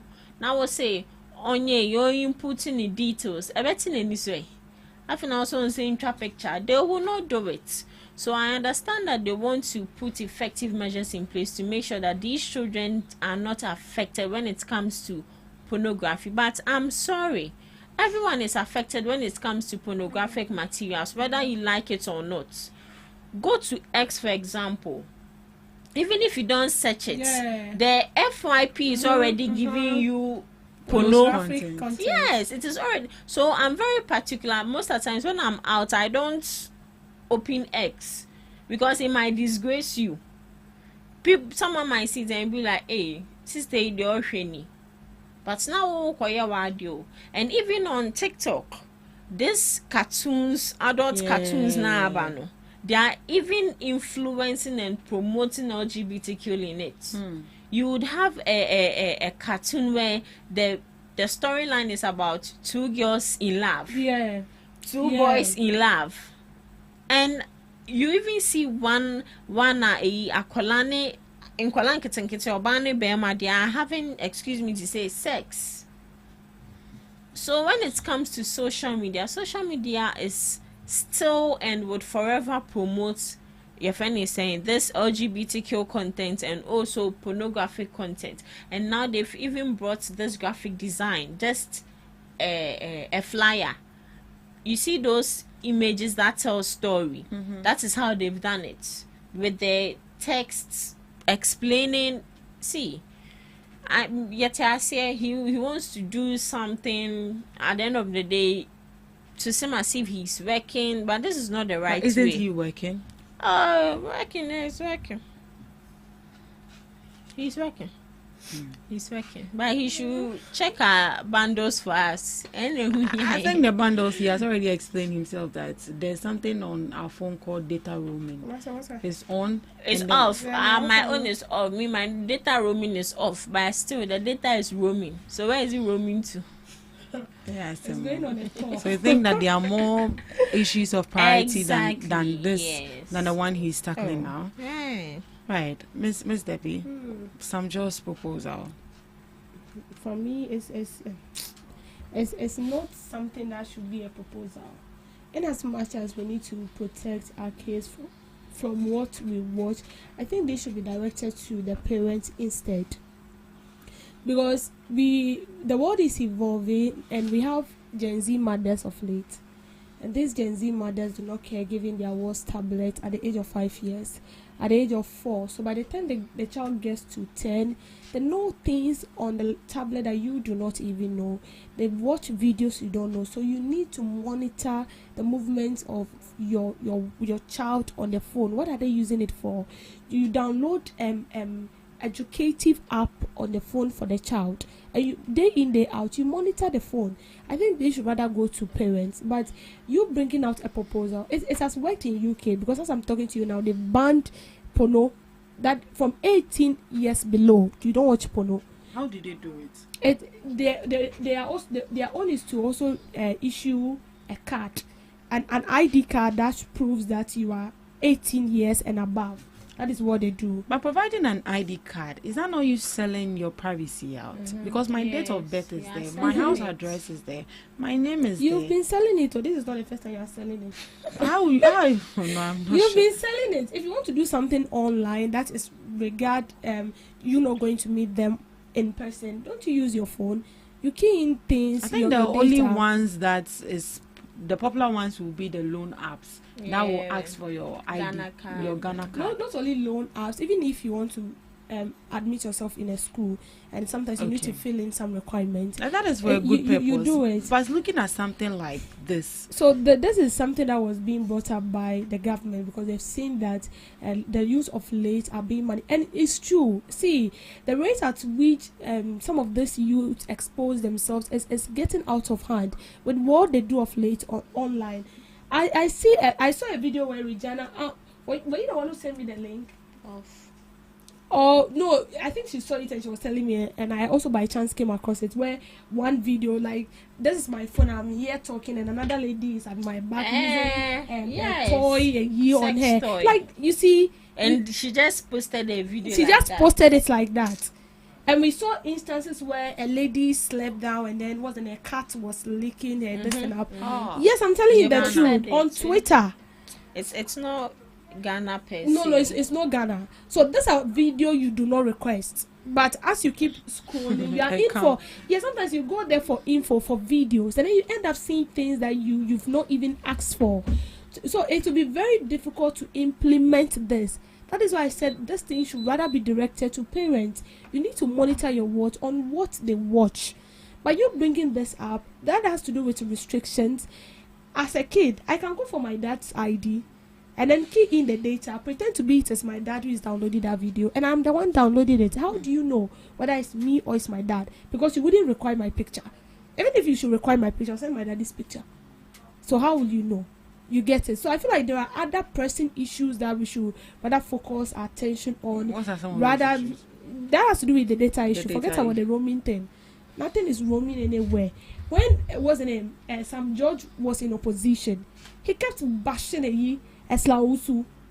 Esla Osu was the then Minister of Communication. So he was bashing her because he thought that things were getting out of hand. And now you are being given the office. You get it. So I feel like there are other pressing issues that we need to focus on. As it stands now, the LGBTQ is hanging. What are you saying about it? What are you doing? Oh well, he has made a stance on it. He also said the same thing like majority leader said, that they've done whatever they want to do. It's up to the president to assent to the bill. But you see, with this pornography thing there, trust me, it will not work. No, it will not work. You think it can work? You cannot control what comes on your FYP. Even if we adopt the systems of how the USA implemented this, you think we can't? We can't. You see, most of the apps we consume here are being, shall I say, produced or innovated in those countries. So if they are bringing such a law, don't forget that they can handle those people, even communicate with those. I think they've ended up suing some apps, the AI. They said there's another AI app that shows pornographic content and all that. They ban it. So most of this app that we use here, most of these apps we use here is being created there, so they can go around whatever they are doing. But we using that app, you have the link with those people. Can you talk to them that this is what we are bringing up? Can you help us? If that would be possible, then fine. If they can control what we see on our FIP, especially the kids. And you know, kids are so inquisitive. They would like to try whatever they see. So on the part of the government, what should the parents be doing rather, Ms. Virginia? So the parents, they need to supervise their kids. These parents of these days, the moment they buy a phone for their child, and that is it. Like, they don't supervise or check what these kids use the phone for. And during our time, say if you don't need the phone for something educational, the phone wouldn't be given to you. I remember I had a phone when I was in JHS, but it was being supervised. What I use it for? Who am I talking to? And when I got to SHS, a smartphone was bought for me. And now I'm cramping. If it is education related, that's where you can use it. Sunday in the evening, you have to go and give the phone to my dad. When it's Saturday or Friday in the evening, then you come for the phone. Or when you need it during the period of Monday to Friday, you tell him what you want to use it for, and then do it so that you see. Then at the end of the day, you give the phone back to him. But Friday evening, you can go for it. You can use it Saturday, Sunday. Sunday, you may. But this kid of today, akola kete 15 years, 11 years, ne birthday, na your man no iPhone 16, iPhone 15, iPhone 14. We are not saying that pamper your children, pamper them, but nyama no mudi phone no yenu. Do you know these kids are even chatting with strangers, people they don't even know, foreigners, and telling them to send their naked pictures, and they too akola kete oni na say bia no so send it. Okay, say, oh, give me your numbers. Started talking to a boyfriend. Follow me. So they need to check what these kids use the phone for. And we also have gadgets that are mainly for educational purpose. This kid's tablet, it is mainly for educational purpose. You can't access any social, you can't. It is for education. And I think they need to start using those electronics. And also the kids in school, the tablets they have, are these tablets being supervised? That is what we need to ask ourselves. Over how many 5,000 students there are the teachers supervising these kids, what they use the tablets for? They don't. They use it to do whatever they want. And at the end of the day, what they see on social media is corrupting their mindset. And as she said, if they see it, they will try. Me, if I see, I will try. How much more, Akola? Whatever you see on the social media, you want to try it. When you see someone cooking, don't you want to try the recipe? You want to try. Inquisitive, everything. And mind you, kids are they use a certain word for no. Oh, it's a parent advisory. No, is it discretion? Not discretion. If it come out, I'll say it's PG. No, not PG. Oh, it will come. Alright, it's will come. Yeah. So let me start from where she ended. I think, as I said, we need to pay much attention to our what the content they watch on their phones. If you don't do that, I mean, when your child goes up there mess. He or she will come back to your house. She won't go to the president's house. She won't come to my house because she doesn't even know me. So she will end up in your house. So even if she's bringing up something negative, that is what you get. If she's bringing something positive, that is equally what you get. So I think we need to be very, very careful. And some time ago, it became so common on social media. People are twerking. Senior high school students, or you are studying, you are twerking. Right? Then they're doing all manner of things. Some are smoking, they're doing things, and this is what they've seen on social media, and they've realized that this trend is trending. Do you remember some time ago, those senior high students who came and they were like, "We'll come for Mukunumu, we'll come to fight you." When the result came, and they were getting F9 chains. We didn't see that video again.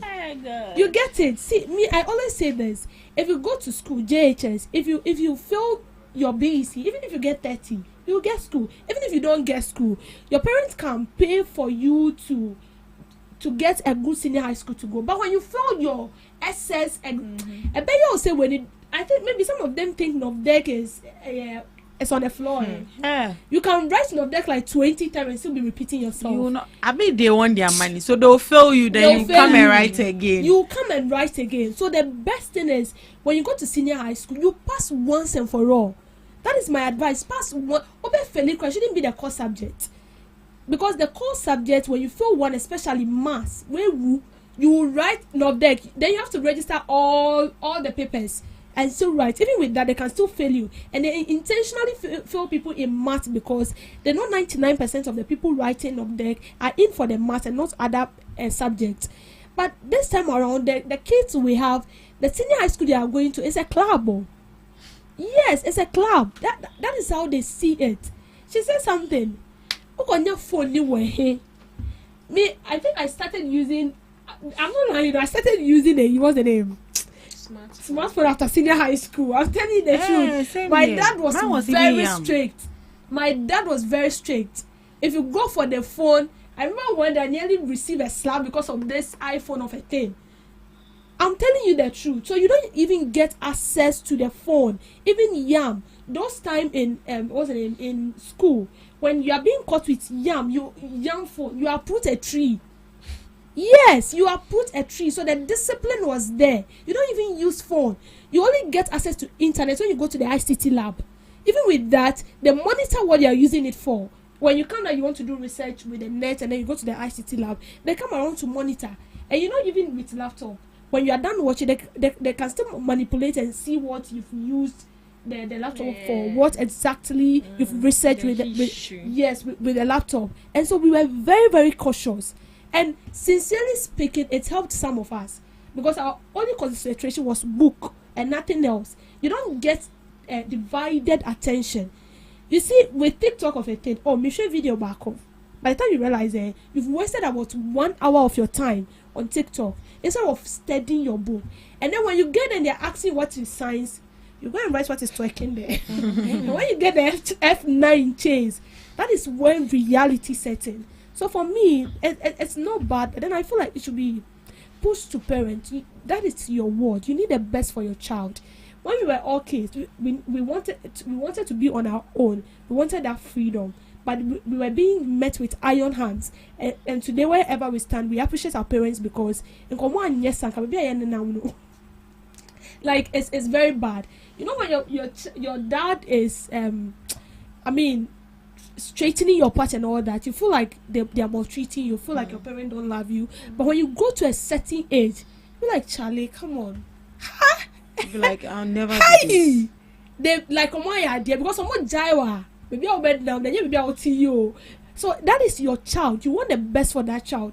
That is why they say treat the child in a way it should go, right? So that when they grow, they won't depart from it. But if you don't, and that is why we see people going to school with cutlass, going to school with gun, going to school with machete, stabbing teachers in the eye. And this is because if it is not solid. You don't just leave the word to the teacher. When you go to school, he will still come back to the house. So when he goes to school and he becomes an armed robber, he will end up in your house, a prostitute in your house. So I think this 99% goes to the parents. 99% goes to the parents. It's a good proposal he's bringing up, but it's not going to be effective. I must tell you, because that means that you're going to restrict children from also going on social media, even access to the phone. Because I feel like now looking at the content they're even creating in the form of cartoon, just as Miss Regina stated, they are promoting sex and LGBTQ content. So I think this one will go strictly to the parents. I think there's a way you can monitor your words content.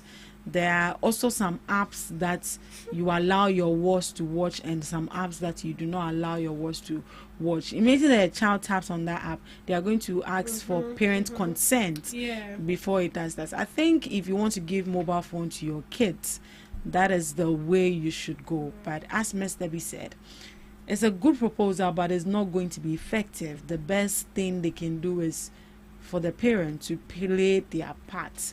They make sure that they do their best. It's your child, not the government's child. So take it on your head like a World Cup and make sure that you train that child so that when he or she grow, he will not depart from the training he or she was brought up with. Let's move on to our next news item. Ghana targets lithium processing, eyes battery manufacturing industry. The government of Ghana says it is determined to ensure that the country's lithium resources are processed locally instead of being exported in their raw form. According to the Minister for Lands and Natural Resources, Emmanuel Amakofi-Poa, the move forms part of a broader strategy to promote industrialization and retain more value from the country's mineral resources. Speaking on government's plan for the mining sector, the minister said Ghana wants to move beyond simply extracting minerals and instead focus on refining, processing and manufacturing. He explained that the objective is to create jobs, attract investments and generate greater economic benefits from the country's natural resources. Mr. Bond noted that the government is already pursuing similar value addition strategies through the Ghana Integrated Aluminium Development Corporation and Volta Aluminium Company, which are working to develop an integrated aluminium industry. He also highlighted efforts by the Ghana Integrated Iron and Steel Development Corporation to establish a domestic iron and steel industry based on Ghana's iron ore deposit. On lithium, the minister stressed that government wants local processing and beneficiary to take place in Ghana before exports. He further revealed that Ghana's long-term ambition goes beyond lithium processing to the establishment of a battery manufacturing industry. According to him, since lithium is a key component in rechargeable batteries used in electric vehicles and modern technology, Ghana should position itself to participate in the entire value chain rather than remain only a supplier of raw materials. The minister argued that investors seeking access to Ghana lithium resources should also demonstrate how battery production and related industries can be developed within the country. So this is from the Minister for Land and Natural Resources, where he says that lithium is a critical mineral which is used for electric vehicle, EV batteries, mobile phones and laptops, renewable energy storage systems, industrial electronics, and also future green technology industries. And the potential benefit is going to bring to us as a country is the creation of skilled job, increased government revenue, growth of manufacturing industries, technology transfer and innovation, reduce dependency on raw minerals exports, and positioning Ghana within the global green energy economy. It is well. You said all the answers. It is well. Right, Miss Debbie, share your thought briefly. Yes, so you see, we have all the natural resources, so sometimes I don't understand why we'll have to export them out, and then the people we export it to, they make good use of it, and we end up importing the same thing in here with, we import it with the money that should be retained in the country. So why don't we just process this thing into reusable ones so that we can make good use of it?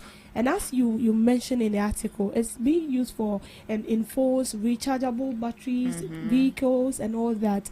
So if we should process this or have a factory that processes our lithiums or our raw materials into finished goods, don't forget that it's going to employ more hands on that, and that is going to reduce unemployment. We also have people who go into school to learn this engineering or sort of a thing. It all comes with processing. But how many factories can we boast of as a country that process our raw materials into finished goods? All we know how to do is that we go in for people, they come, they survey the place, they mine our natural resources, they take 99% of it, and they give us 10%. And that 10% is something that we cannot even use for anything. And we end up even selling everything to them. They go and then they do the finished goods and everything. We go to import. We are not just importing it on a free basis. We buy it in here and then we sell it. But this is something that has been given to us for free. So I think it's about time we start processing our raw materials into finished goods, making everything here, and then we should rather we should export the finished goods for them to buy, not to let them export our natural resources, finish it up for us, and then we go to buy it expensively from them into the country. We are doing ourselves more harm. So I believe that this is a good one. When it's being taken serious, I just hope this doesn't remain on paper. We put it into action, because when we put it into action, it will help us. We have a lot of people who are graduating from school and they are into processing raw materials. They end up getting opportunity outside the country, and they're working with other people, contributing to the labor force. While this place, we have the people who are ready to work, and the work is not available. But we have the natural resources, and see, one day we are going to account for this. It's going to create jobs and increase government's revenue as well. But we don't want a case whereby it's going to happen like just we saw the gold, where we are going to lease it for these people and they gain more than more than the country, and even the communities where they are going to be extracting these minerals from are underdeveloped. So this should be different from the ones we are seeing with the issue of mining, especially gold. Miss Regina. So what lithium can be used for? Batteries. So the smartphones, laptops, tablets, power banks, electric vehicles, solar energy, and storage systems. And it also serves as renewable energy, solar power, wind energy. So it means when it comes to lithium, it's wide and vast. It has a lot of useful things. And I'm happy with the fact that it is not only about exporting it out of the country. And when we export it out of the country, the only thing you get is just chicken change. Yes. But when you keep it in the country, you process it, you manufacture it. At the end of the day, the final product would serve as a useful product for everyone. And since we'll be buying directly from the main source, it would be a lot more cheaper, and also it would create more jobs for the people in the community or in the country, because looking at the lithium, it already comes in its raw form, and you need people who have the knowledge, who are intellectuals, to process it, to build it into something more beneficial to benefit the country. So I think it's a very good thing, but as she said, it shouldn't only be on paper, because when it comes to Ghana, we are only good in bringing good policies on paper, but the effectiveness is the issue. Effectiveness is the issue. So it's a good one, but government needs to know that, or put in strategic measures to put it across.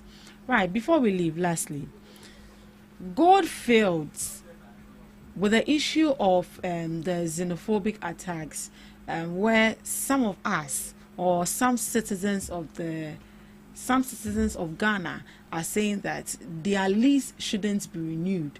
They should also go to their country and also go and develop their country, since they are also sucking us from their country to come back to our country and come and fix it. Well, according to tax analysts, it's going to hurt us as a country. And this morning, from the executive director of the Center for Environmental Management and Sustainable Energy, Bernard Siao, said that Goldfields lease renewal delay could undermine FDI inflows. So he's saying that he wants government to expedite the renewal of Goldfields mining lease, warning that prolonged uncertainty could undermine investor confidence and slow foreign direct investment inflows into Ghana's economy. According to him, the Ministry of Lands and Natural Resources and the Minerals Commission must move swiftly to bring finality to the lease extension process, stressing that any delay could negatively impact operation within the country's industrial mining sector. So they are saying that the Lands Ministry and also the Minerals Commission should come together and give finality to the lease of gold fields. Because just as you mentioned the last time, if we don't renew their lease for them, that means that jobs will be left behind. People will lose their jobs. The government is also going to lose revenue as well, and those that benefit backdoor will also lose their revenues as well. So as it stands now, we shouldn't retaliate. And Miss Debbie, should we forgive them and extend their lease, because we need the money too? And I think you think that government should juxtapose and compare how much we are gaining from these people before. The way you are stretching your hands there. There is no forgiveness here. No sweetness here. There is no forgiveness here. No. And you see, if we want to pay more attention to what we are going to benefit from, then I think we are not ready to learn We are not ready to be on our own, and we are not ready to give the opportunity to the local people to mine what belongs to them. So this is Goldfield. It doesn't belong to Ghana. This is a company from South Africa, and they are mining in Ghana. They've been mining for over 30 years. Go and see the community. What improvement have they done in the community? It was recently, after I think they were celebrating their 30 years or so, and then they launched an initiative where they want to build schools in the community with a 20 million, startup or something. 20 million. Someone said with that 20 million, then we should give it to despite a loan can provide 20 million. So I feel like, it's about time we give our mining firms to the locals. Ibrahim Mahama with his team is managing one, and they are doing well. And I'm sure we have other companies in Ghana here who can take up the Goldfield and do better than what Goldfield are doing. This is our country. If they're not doing the right thing, we can caution them. But these are people from other country. They come in here, they mine our resources, they take 99% of it, and they give us only 10%. And that 10% is not helping us. That 10% is being divided into other sectors. And so what at all do we get from our mineral resources? Ghana is being termed as, Ghana is one of the countries, that African country that is so fertile with natural resources. But we don't even benefit from our resources. It is other people that are benefiting from something that belongs to us. Is it that we don't have the people? We have them. Don't we have companies that are into mining? We have them. Is it that we don't trust our own people? We should trust them. That is, you are giving them timeline. With Ibrahim Mahama winning that contract, it didn't come on a platform. He competed with other companies in Ghana here. He competed with other companies. They went through the process and they won. So it's not as if you just come in and then you are being given. It's like you going to seek for a job offer or a company looking for workers. You send in your CV, you are being interviewed, and then they take it from there. You don't just appear and because you have the talent, you are being given the go-ahead. No, you have to pass through the lay-down procedures. So for me, Goldfield's what's the name? Lease should not be renewed. Even if they are not renewed, then we give it to our local people. They work with the people there. They also work with the chiefs, and you see they are using emotional blackmail they are passing through these chiefs, and I'm sure they've promised them something that will never exist, and that is why they are backing them. I think this is about time we take harsher decisions, not looking at anybody who it thinks is hurting. We want the best for us, and that is what we will do. We don't want temporal benefits. We want a benefit that will last a long while. So I think with Goldfield, renewing it is not good for me. We should take them off and then give it to our locals to mine. So we have everything here. All right, Ms. Gina. Should we forgive them? Because it's going to hurt us as a country. Yes. So the best thing they can do is to renew their lease and also bring a measure that would benefit the community that they are mining in. I think they brought, is it a $25 million initiative? We need more. They should do more. And at the end of the day, if you are seeing they are doing more and they are doing well, why not? We would forgive them. But for now, we will not forgive them, but they should renew their license. They should renew their license because it's going to benefit all of us. Thank you so much. Or the money is coming and we are not utilizing it well. Because and now if we are just signing a bad deal. A bit of the revenue will go to the government. So what is the government using the money for? The money for, we should know. We think the government should be transparent with us on that. So as for how many revenue or what exactly the total amount the government gets from that money? That will be a question for the gods. Thank you so much for joining us this morning on the Ghana Talks Breakfast Show. We hope you had a very lovely time. We'll meet same time next week. Have a lovely day. God willing, tomorrow is Friday. Love yourself and, rest. If you have to party responsibly. But all the same, take good care of yourself. We'll meet same time next week. Do have a lovely day.